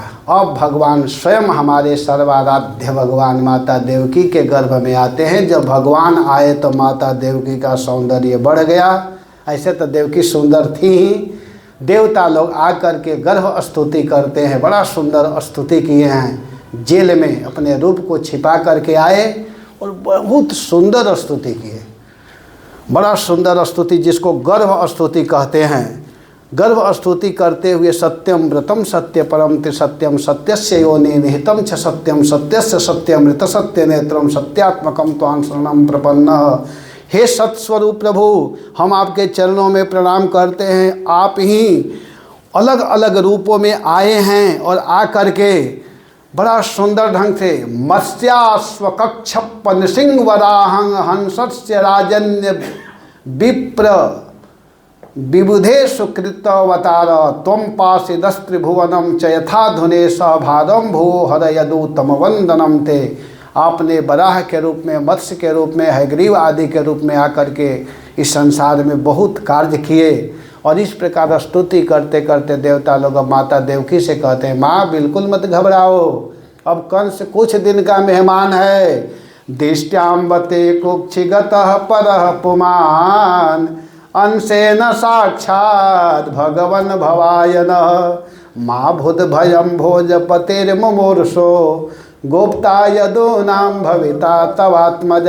हे माँ, आप बिल्कुल चिंता मत कीजिए, कंस बहुत थोड़े दिन का मेहमान है। आपके गर्भ में जो आए हैं ना, ये कोई साधारण बच्चे नहीं हैं।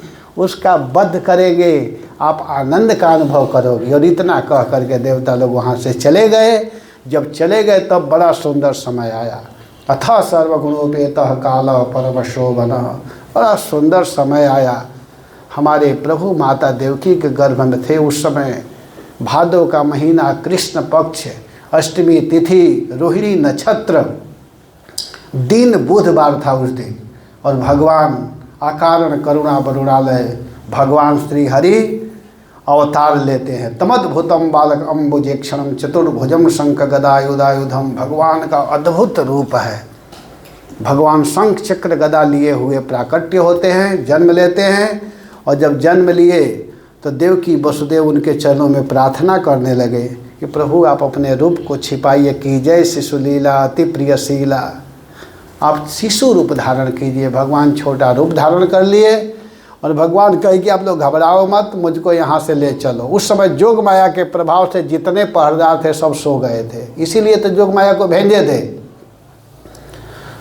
देवकी वसुदेव भगवान के चरणों में स्तुति किए। भगवान कहे कि आप लोग हमको यहाँ से ले चलो।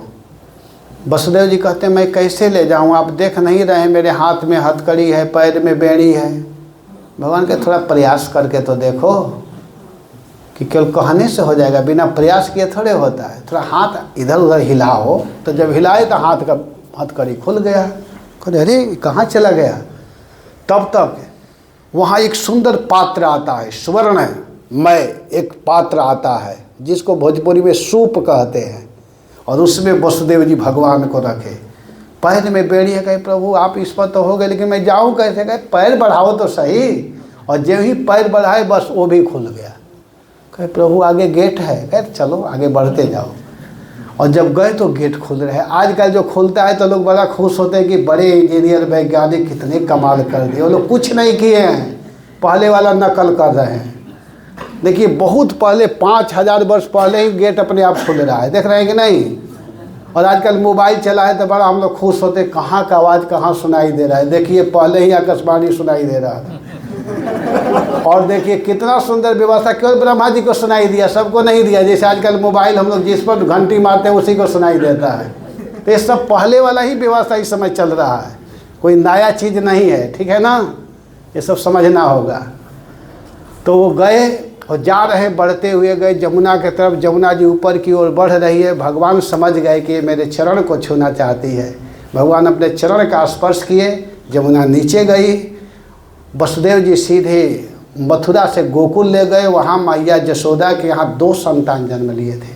बड़ा सुंदर भाव है, एक कन्या और एक पुत्र। तो जो देवकी नंदन वसुदेव नंदन हैं वो नंद नंदन जशोदा नंदन में मिल गए। और उससे को ले करके वे आ गए और कन्या को वहाँ जोग माया को ले करके आ गए। और उनका जो संतान था उसमें मिल गए, दोनों बच्चे एक में हो गए। और जब कन्या को ले करके आए तब यहाँ जेल में आते, जेल बंद, दरवाज़ा सब बंद, हथकड़ी लग गया, बेड़ी आदि जो भी पहले वाला जैसे थे वैसे हो गए। अब वो कन्या रोना चालू की। सारे पहरेदार जग गए, कंस के यहाँ गए, कहे कि संतान हुआ है। और कंस जब आ कर के देखता है तो कन्या का जन्म हुआ था। अब उसको मारने के लिए चला, देवकी चरण पकड़ कर कहती है भैया छोड़ दो, लेकिन वो दुष्ट था, छोड़ नहीं रहा है। जब ही पत्थर पर मारने के लिए पटका, वो आकाश में उड़ करके अष्टभुज रूप धारण कर ली, 8 भुजाएं, और कही अरे दुष्ट तुम मुझको मारना चाहते हो, तुमको मारने वाला और कहीं जन्म ले लिया है। अब देवकी वसुदेव के चरणों में गिर कर रोने लगा, जीजा जी क्षमा कर दीजिए, हे बहन माफ़ करिए, मैं बहुत अधर्मी पापी हूँ, मुझसे बहुत बड़ा गलती हुआ। लेकिन वसुदेव जी साधु हैं, साधु लोग भूल जाते हैं, तुरंत क्षमा कर देते हैं। क्षमा कर दिएगा, कोई बात नहीं, देवकी भी माफ़ कर दी, कोई बात नहीं भैया आप मत रोइए। तो उस समय तो कंस इस तरह का व्यवहार किया, लेकिन जब उधर से लौट करके आया तो अपने मंत्रियों के बीच में सब कहा, ये आगे के प्रसंगों में है। और उधर क्या होता है कि नंद जी के यहाँ वास्तव में आनंद का ही जन्म हुआ है। जो हम लोग गाते हैं ना, नंद घर आनंद भयो, तो एक गलत नहीं गाते हैं। भागवत के 10वें स्कंद के 5वां अध्याय के पहला श्लोक में देखिए क्या लिखा हुआ है, नंदस त्वात्मज उत्पन्न जात ह्लादो महामनः। नंद के घर में आह्लाद का जन्म हुआ था। आह्लाद, सुखदेव जी कहते हैं कि नंदस त्वात्मज उत्पन्न जात ह्लादो महामनः आहूय विप्रान वेदज्ञान स्नातः सुचिर अलंकृतः। तो नंद के घर में आह्लाद, आह्लाद माने आनंद, आनंद घन भगवान नंद के घर में आए हुए हैं। तो जन्म के दूसरे दिन ही नंदोत्सव मनाया जाता है। तो कल हम लोग नंदोत्सव मनाते हुए आगे की कथा सुनेंगे, ठीक है। और कल की कथा गोवर्धन पूजा तक जाएगी। अब कल मैं जल्दी जल्दी नहीं भागूंगा, क्योंकि अब मैं अपने गंतव्य तक पहुंच चुका हूं, जहां तक पहुंचना चाहिए, इसीलिए मैं जल्दी। कृष्णा हरे कृष्णा, कृष्णा हरे हरे, हरे राम राम राम। जय श्री प्रभुपाद।